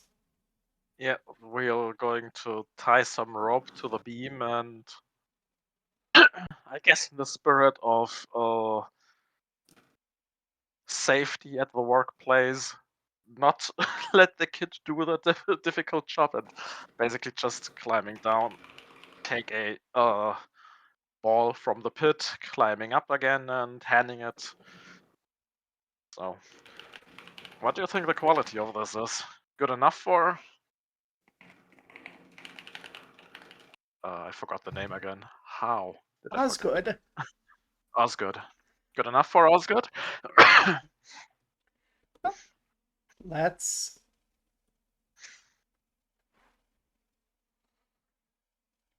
Kid looks at the ball, spins it a little, goes, I have no idea. I just started today. That's why I got sent. There's no investment in me yet. Of course. Do you think Osgood pulled a prank on me sending this kid? Let me see if I could appraise the iron. Oh.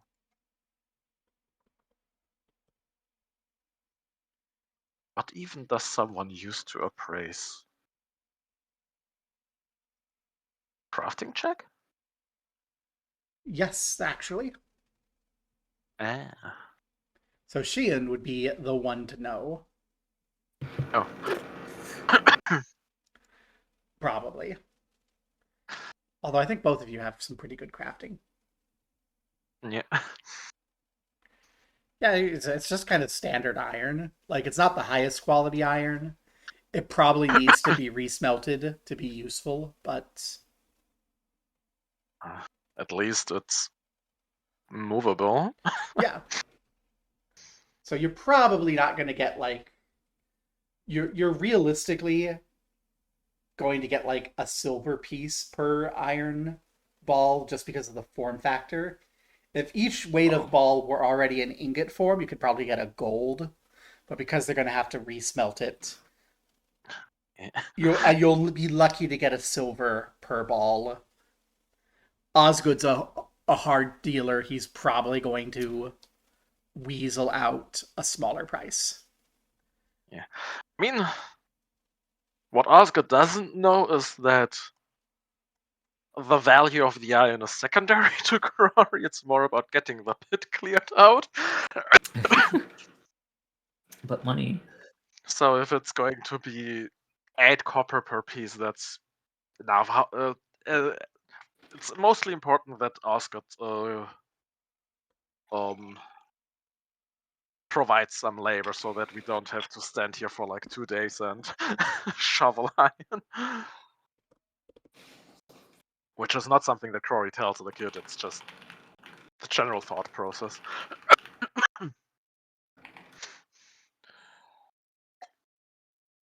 So let's take this back to Osgood then and... Yep.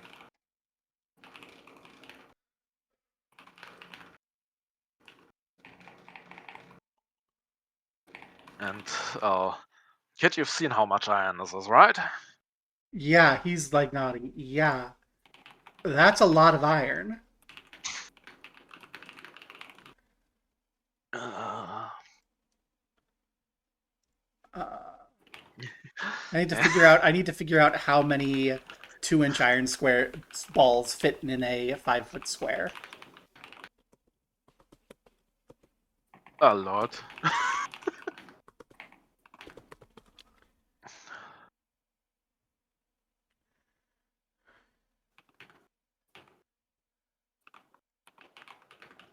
uh, 5 feet, it's like...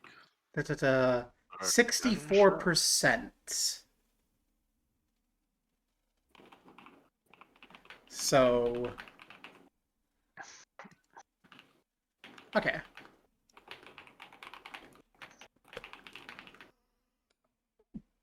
Holy shit. That's a lot of balls.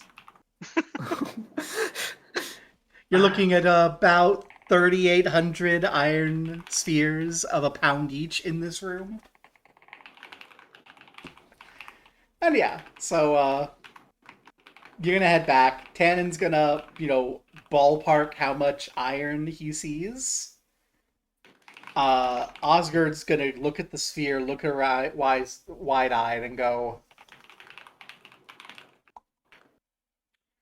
I won't be able to pay you everything up front because I don't have that much cash. But yeah, we can clear that. We can start clearing that out for you. Cut you in. How about a 1/10 share of the smeltery?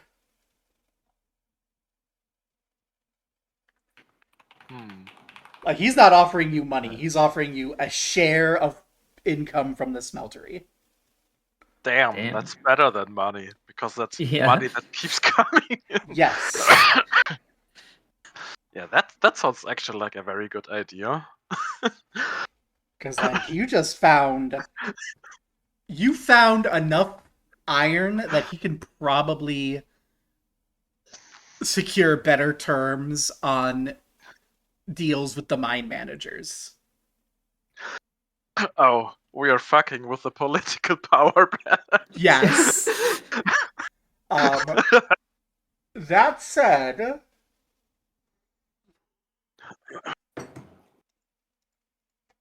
let's see, divided by 19 people.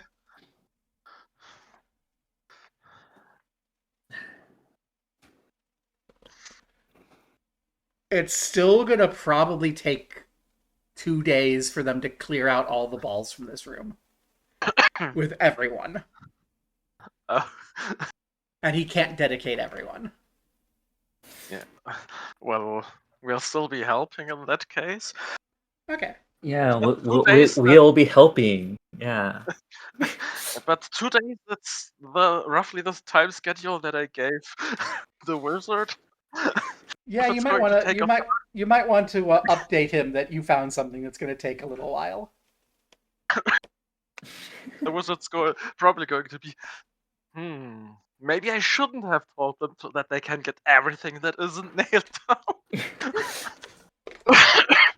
Well, I'm guessing that even all the money combined we're earning from this isn't even a fraction of what he gets out of it. Yeah. Yeah. So you're not going to be getting any money, but you will be getting some free labor to help clear out the iron. You'll be getting a regular income that I will need to calculate. It is going to be a Nice. regular income measured in gold pieces per month, which is pretty good. We went from the bottom of society to capitalist class in just a few near-death scenarios. Yeah. I'm sure this will have no consequences. Gonna be real funny. Like, we are eating the most basic form of sustenance, readily whipping out like 2 gold to pay for the medical cost, live in the most broken shack that there is, but own a share of a mine. You own a share of a smeltery. Of a smeltery, right. Yeah. Osgood will talk to you about whether or not you intend to turn this place into a mine. Because he is seeing signs that there might be iron ore veins behind these walls if you tore them up. But you're pretty sure that would piss Alliston off. Yeah, I'll have to politely decline that. For now, Alliston okay. has, for now, a claim to the tomb that he'll has to deal with him if he wants to start a mining operation here. Wonderful. Maybe once Alistair has gotten everything that he can out of this place, we can transform it into a mine. I have one other question. How are you going to handle Cassandra Land? Because this is haunted, and the ghost is going to start fucking with everyone. We'll try to what's it called? Distract her from all the people doing the hard work. Yeah. And also try to prevent anyone from finding out that there's like a big treasure chamber. Well, I mean, the door is kind of impossible to miss. Yeah, but trying to prevent people from finding out that there might be a way to actually go behind the door. Okay. So how are you going to try and distract Cassie? Oh boy. Not that Crory is a well-known entertainer of children. I mean, neither of us are.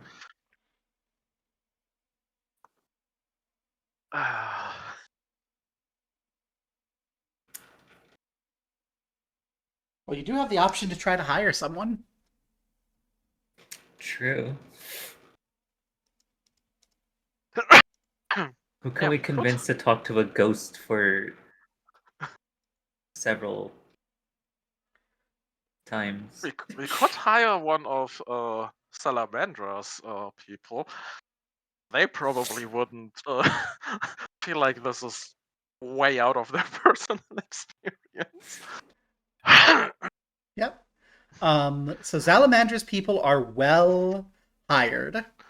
Normally they're relatively affordable, but it's because you're hiring them for like an hour or so.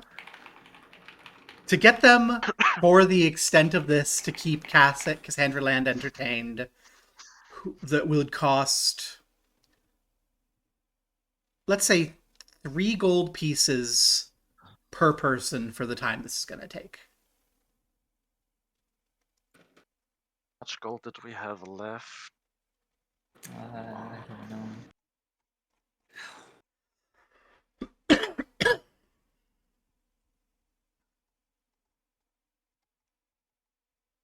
Had something of like 200 silver pieces, I think. Okay, and 10 silver pieces is a gold, so. Here, oh. So. The people available for hire, you have Right. you have options.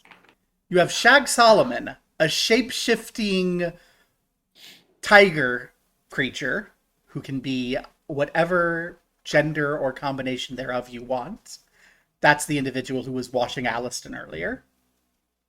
Oh. You have the goblin contortionist Tom Shingle. You have a half fire elemental halfling sorcerer named Aurelio Clint, whose hair is literally fire. And a beautiful young woman who otherwise seems normal named Chezabet, who just looks like a normal woman. Not even like a foreigner, just a local.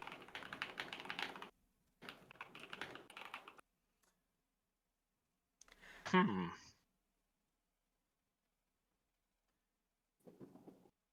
Do you So think shapeshifter is the best for entertaining the child?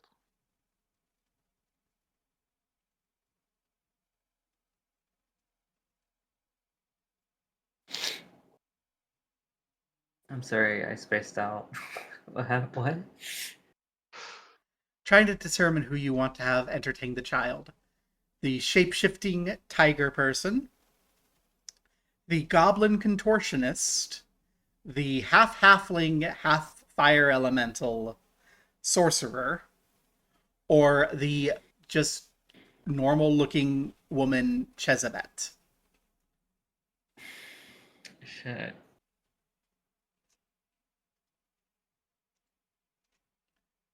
It's going to end up costing 30 gold anyway. 30 gold. It's a lot of gold. Yeah. Turns out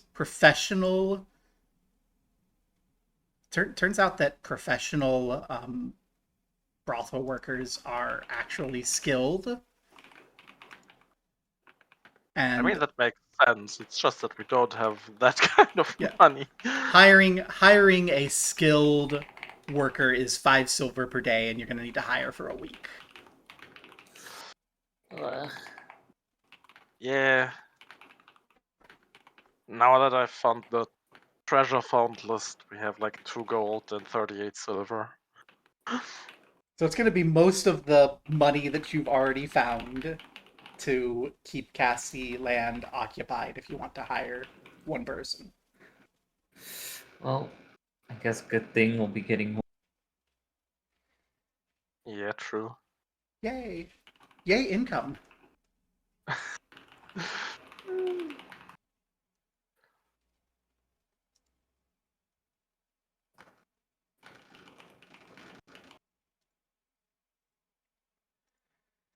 So my only question is who? Who are you hiring? I don't know. Your first instinct can be your go. Yeah, I think shapeshifting sounds like a very cool party trick. Yeah. And they might be weirded out a bit less. Either that or the halfling sorcerer with the burning hair. That could also be very funny. But I'm leaning more towards shapeshifter. Okay. Yeah, same. So, wonderful thing to know about Solomon is that they are extremely pretentious. So when they are not naked giving old wizards baths, they are wearing three-piece silk suits, and they adapt a form with long whiskers that they sweep into spirally curls at their chin and their head. And they make sure that their fur is gold with stripes of silver. And their preferred form's eyes are shining rubies. Okay, that's pretty cool, but It's so I wonder pretentious. if pretentious is the wrong route to go for entertaining a child. And also for having a chance at hiring these people ever again. Well, do you want to ask advice So, from Salamandra? yes. Which one would be best to entertain a child?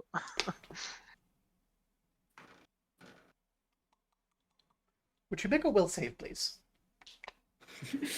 Will save. Oh, I'm in danger. So you come into this room, you meet, remind you, extremely old, dark-skinned woman with gray hair, milky eyes.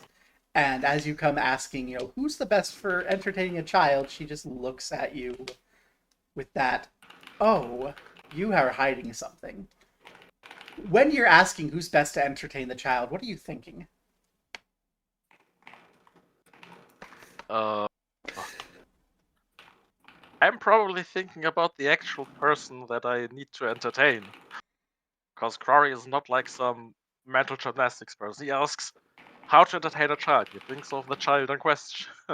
And importantly, that the child is a ghost. Yes. Sorry, So- I heard goat and I was so confused for a second. Goat. I got the goat minion. The new dungeon in 14 has a goat minion, and it's so cute. Oh my god. Aww. I gotta renew my 14. Yeah, I was going to buy you a sub, and then my ex-wife started throwing bullshit around, and I might have to spend a few $100s on that bullshit. I hate when my ex-wife does the same thing. Ah. But anyway, she's actually going to look at you, smile, and say, actually, I think Chezabet is the choice here. Well, if you say so. Crory's a little bit confused because, like, the most normal person of all time, but then again, she wouldn't work there if she's normal, so. Yes. She will ring a little bell, and a couple moments later, Chezabet will come in. Very normal, not dressed in a sexy manner, just pants and a shirt. And she's going to go, yes, mistress. And Salamandra will smile and say, how do you feel about playing games with a ghost for a few days? Crory will look like very what the fuck and surprised Pikachu. Chezabet will go, I suppose I can do so.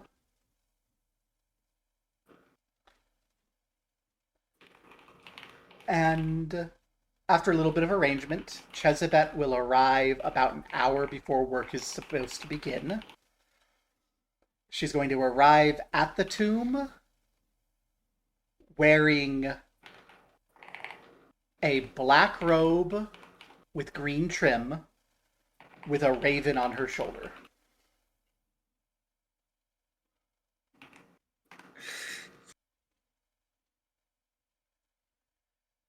Do you lead her up and introduce her to Cassieland? Yeah, but also I want to roll a roll of her design is anything that reminds me of anything, and with an occultism of 8, I don't think that I remember much. Now, for an occultism of 8, you're not going to be able to recognize what's going on here, except, yes, there is some occult shit. Yeah, ropes, Raven. Yeah, that checks out. You can see that she has a deck of Harrow cards at her belt.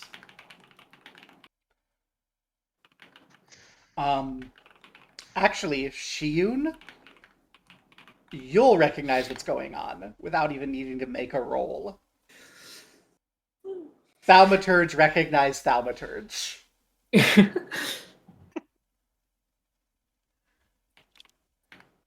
You will recognize that she is a Thaumaturge with which element?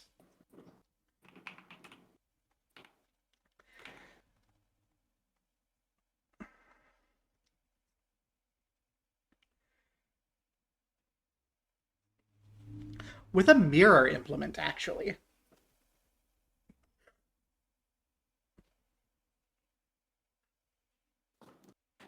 A mirror.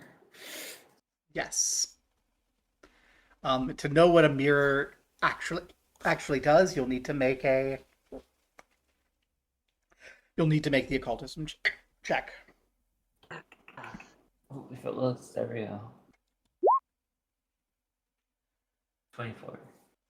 Oh, yeah. So you will know that the mirror lets her make an illusory copy of herself in another location.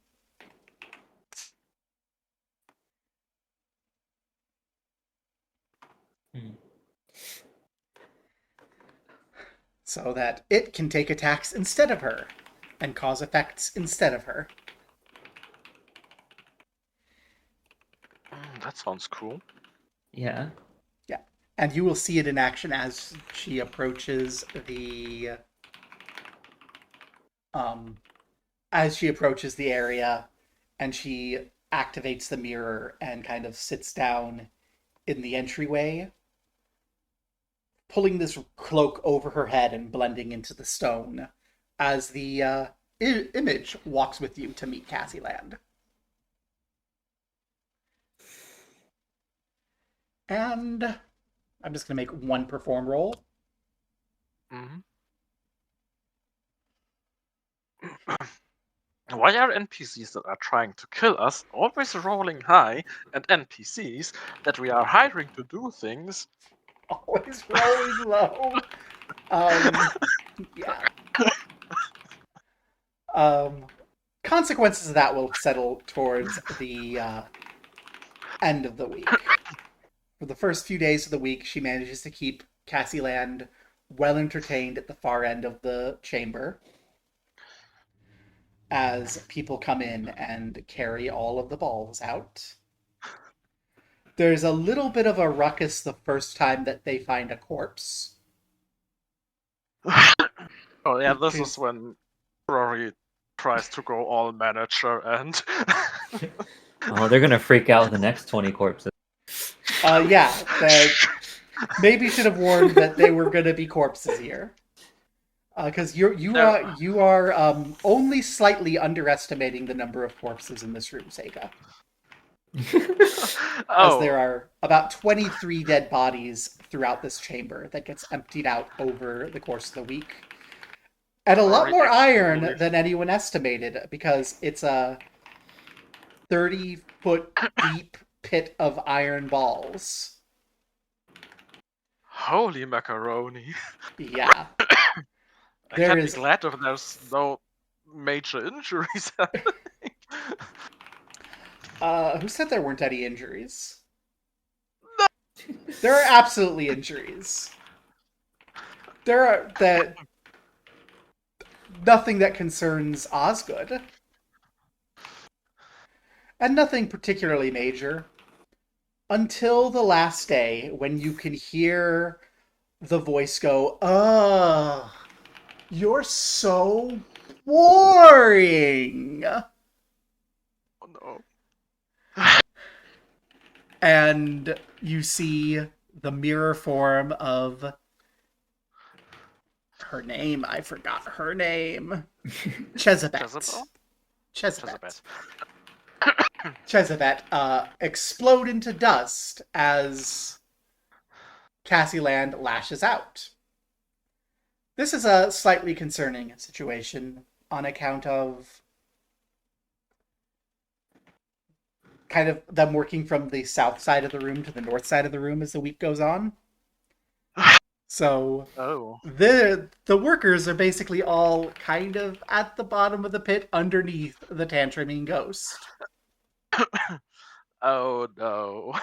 What do you want to do? Hurry there. Are you going to hurry along the bottom? Are you going to hurry along the Hurry walkway? along the beam. Okay. Go ahead and give me an acrobatics. Don't want to fall down the 70 feet from the beam. Yeah, you're fine. Yeah. Ooh. Do I have you on this map? Yes, I do. So, I'm going to just put Tannen down there. Shiyun, are you down in the pit or up at the top? Go down in the pit. Okay, so Shiyun's down in the pit. The workers are down in the pit. Crory is up on the beam as Cassandra Land is smashing against the beam and the walls and the ceiling and going, "When are you taking me home?" I see. Please do not attack people. I think that's are you trying to be diplomatic or intimidating? I try to be diplomatic. Okay, give me that diplomacy check.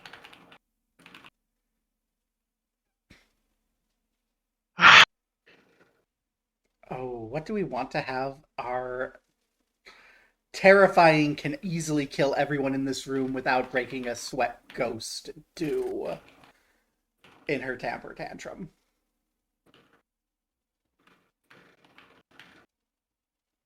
I'm going to actually double check her stat block, Oh, which I haven't not actually going looked well. at because you are not going to survive fighting against a ghost. I'm not. I don't think I have the means of damaging a ghost. Yes, that is very much the circumstance.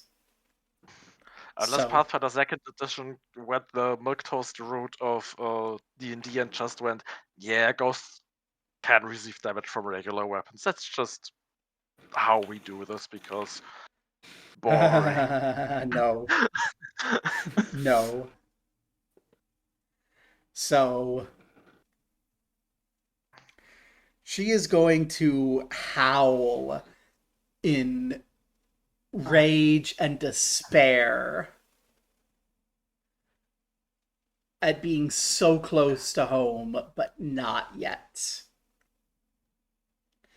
None of the hirelings will be able to make the save, so they are all going to panic and start running as fast as they can away. Shiyun and Crory, I need you to make will saves. I keep closing my character.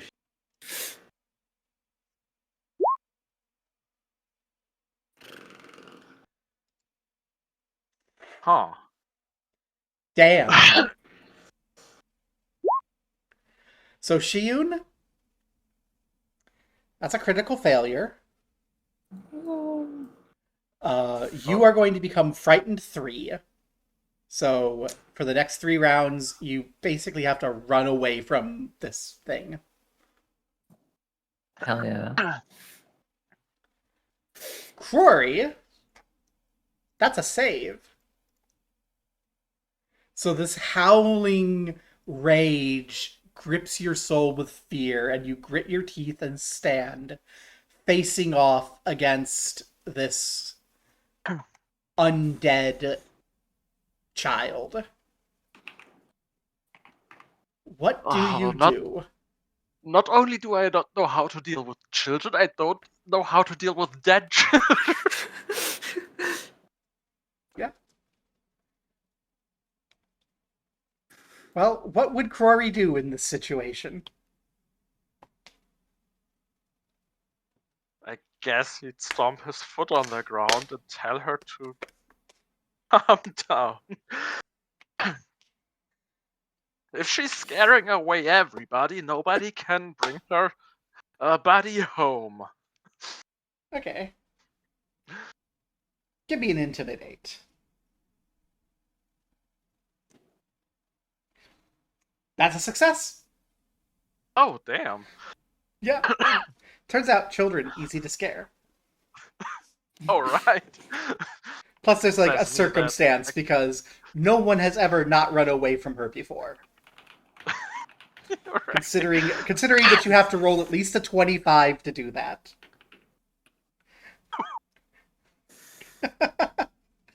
So yeah, she just stops and goes, "Oh,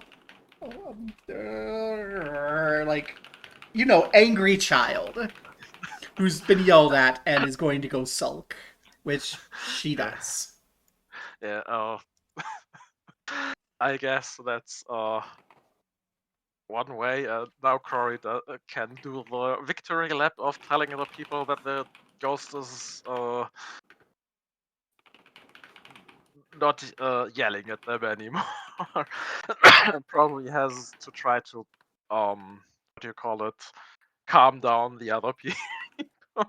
Yeah. Well, Osgood is going to go, "What the hell was that? You didn't say this was haunted."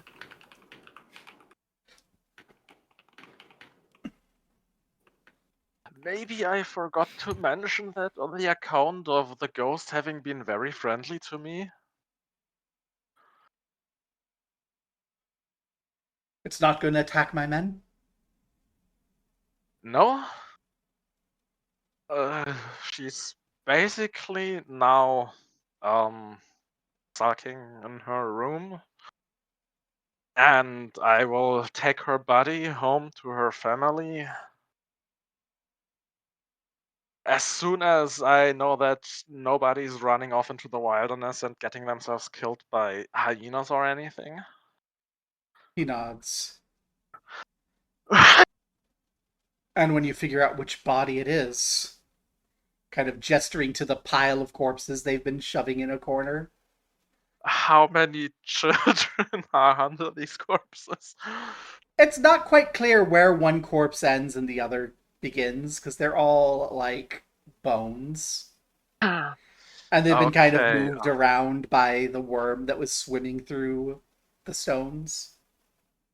Okay. It's also clear Change at of. this point that there are holes in the, like, floor and the walls under the pit of the balls where more Well, balls went down and where the worm came in, and you can definitely see that this is like in an iron ore vein. yeah. Let's In fact, deal with the. Shiyun can see the mechanism that the trap was using to pull raw iron ore into its magics and spit out iron balls.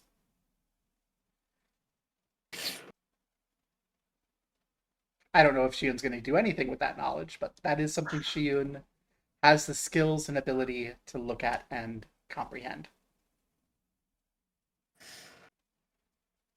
And with the monocle, she might even be able to build it. We're gonna flood the town with iron balls. It would certainly put a lot of miners out of work. Oh, that sounds like too much of an upheaval of the political Assuming that she would have the magic to make the magic component of this work. Oh, true. Though True. Shiyun does know enough to recognize that the magical runes are from that same sort of wind language that all the name runes have been.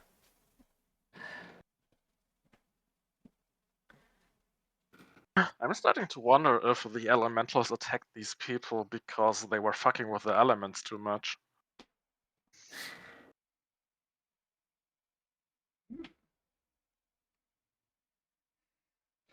Good question.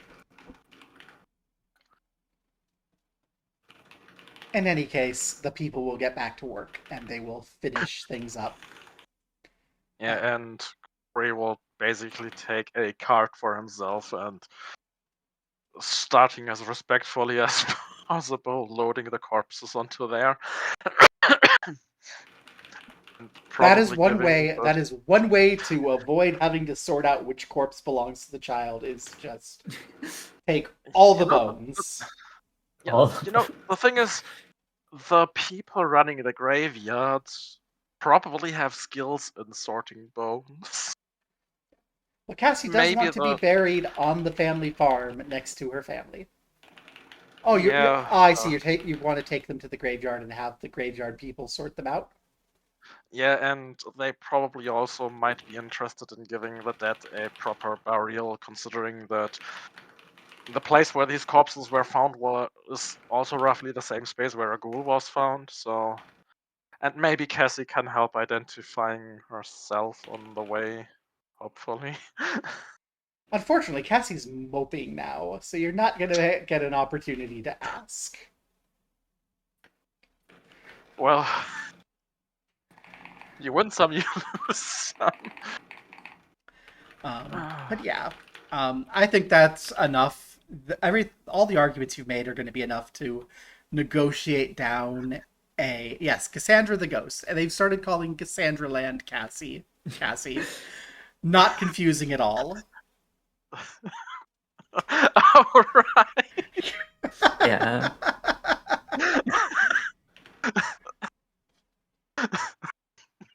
uh, maybe I should have changed the ghost's name so it was not my girlfriend's name. This is funnier though. Yeah, I was busy chuckling at aw. But yeah, so it'll be easy to negotiate down to just one silver piece for sorting out the corpses. Normally it would have cost 5 because it's skilled religious work. But yeah, that the ability to give 21 people proper burials so they don't rise up as undead and help you sort out something to let an undead to rest, that will cover up all of the talents. So for one more silver as you head back to town, our friend, whose name I have forgotten because I am terrible at names, which is why I left the token at your house. Oh, that's right, Mortia Sorcelia, because I rolled the name and it randomly gave me Sorceress of Death for the apprentice priestess that you became friends with. Yeah, Mortia Yeah. Sorcelia will take a silver piece and kind of organize the assistants. And after a bit of back and forth and shoveling, literal shoveling to build graves, and they're going to ask if you want to help with digging. Do you? Yeah. Yeah. That's something that Corey has a medium amount of expertise. Becoming good friends with the death cultists who run the graveyard. Yeah, and also digging because he's literally a former miner. Digging. Well, everyone is. That's how AD Yeah. works. God damn it. I didn't mean like the you know. I meant more like the Minecraft kind of A game famously loved by miners. I'm being a bitch. I'm so sorry. I mean, I intentionally did that instead of something else. That's great.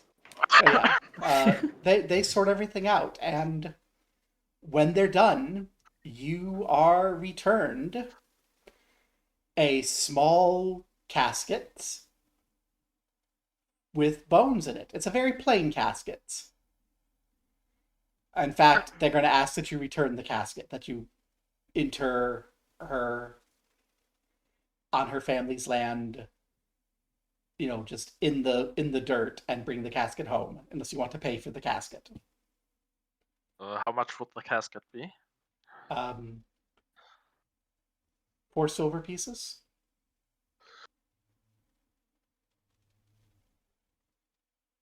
Let's go.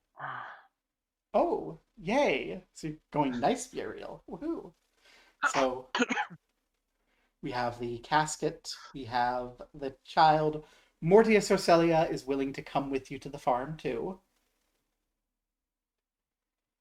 Right. And as you We approach the also need farm, I'm we sorry. also need to make sure that Cassandra Land is with us, so because we shouldn't just yoink her underground.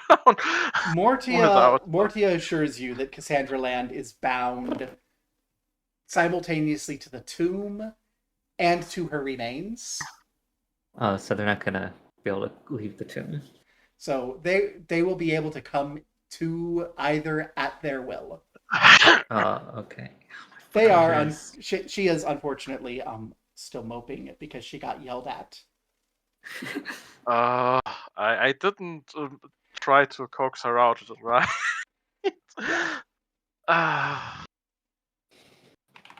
Mortia is very fine with not having the ghost bothering her. Yeah, I guess that's maybe better than. Yeah, that's probably the safest thing. But did you tell Mortia the name of Cassandra Land? Yes. Okay. So the entire time that they're doing this sorting and working, Morty is going, land, land, land. Something about that name is familiar. And as you're approaching the farm, Mortia goes, oh, the Red Death. The what now? So Crory and Shion would both know this. About 5 years ago, before the start of the game, the Red Death, which is basically the bubonic plague, but you bleed everywhere. But you're red. Came washing through Diamond Lake and the lands around it. And a lot of people died, as happens. And she says, well, at least we can lay her to rest alongside her family. But her family is already going to be at rest. Oh. So as you roll the cart with the casket over the hills to this small, rugged, kind of poor orchard farm. No, it used to grow olives, and the olive trees are overgrown, and the ground is clogged through. It hasn't been maintained because everyone died. Mm-hmm. We're going to go ahead and end the session with a question: how far are you from leveling up? At which number of XP did someone level up again? 1,000. 1,000. That means 212 XP. That's wonderful, because for clearing out the tomb, you get 250 XP. Ooh. So this is the level up moment. Yay. Whoa. Level 2, finally. Level 3 is also at 1,000 XP. Pathfinder 2nd Edition's very nice that way. They changed the squarely increasing number to the same number and probably just going, you don't get XP for stuff that's below you. Yeah, it's all XP levels are scaled by the difference between the creature and the party. Which is part of why everything you've been fighting has been kind of tough, because you've been fighting a lot of over-leveled things to get extra XP. Cool. And also, I just now remember that we had hero points. That was a thing in the game. Yeah, we always forget those. We need to remember the system is balanced around those. But yeah. Next time, Land Farm. Do you have any questions, comments, concerns, thoughts? Well, I think that Kurari kind of forgot all the whole commotion is hopefully Cassandra Land manages to open the door before she goes to Eternal Rest. Hopefully. Because otherwise we'd have to deal with a unbreakable door. That is a thing that is a worry Query has, yes. I will neither confirm nor deny the validity of that worry. Yeah, that's a good thing to worry about for an entire week. Shion.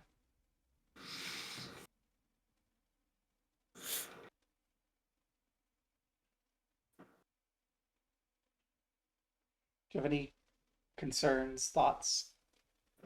No. Are you as exhausted as I am? I think so. Yeah. Well, in that case, let's see if there's actually like anyone who's watching to make it worth going off to Raiden.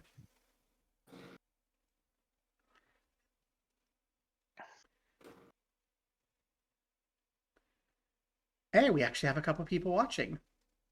Who's streaming?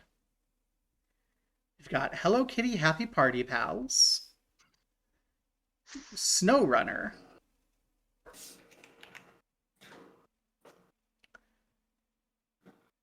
let's or Subnautica 2. Oh no, those channels I need 10 people to raid and I don't have 10 people. So it will have to be one of you. And I think it'll be Hello Kitty. So Yay. Something lighthearted after all of this we have death and wormed. ghost business. So now that we have wormed, let's go Kitty. Rah.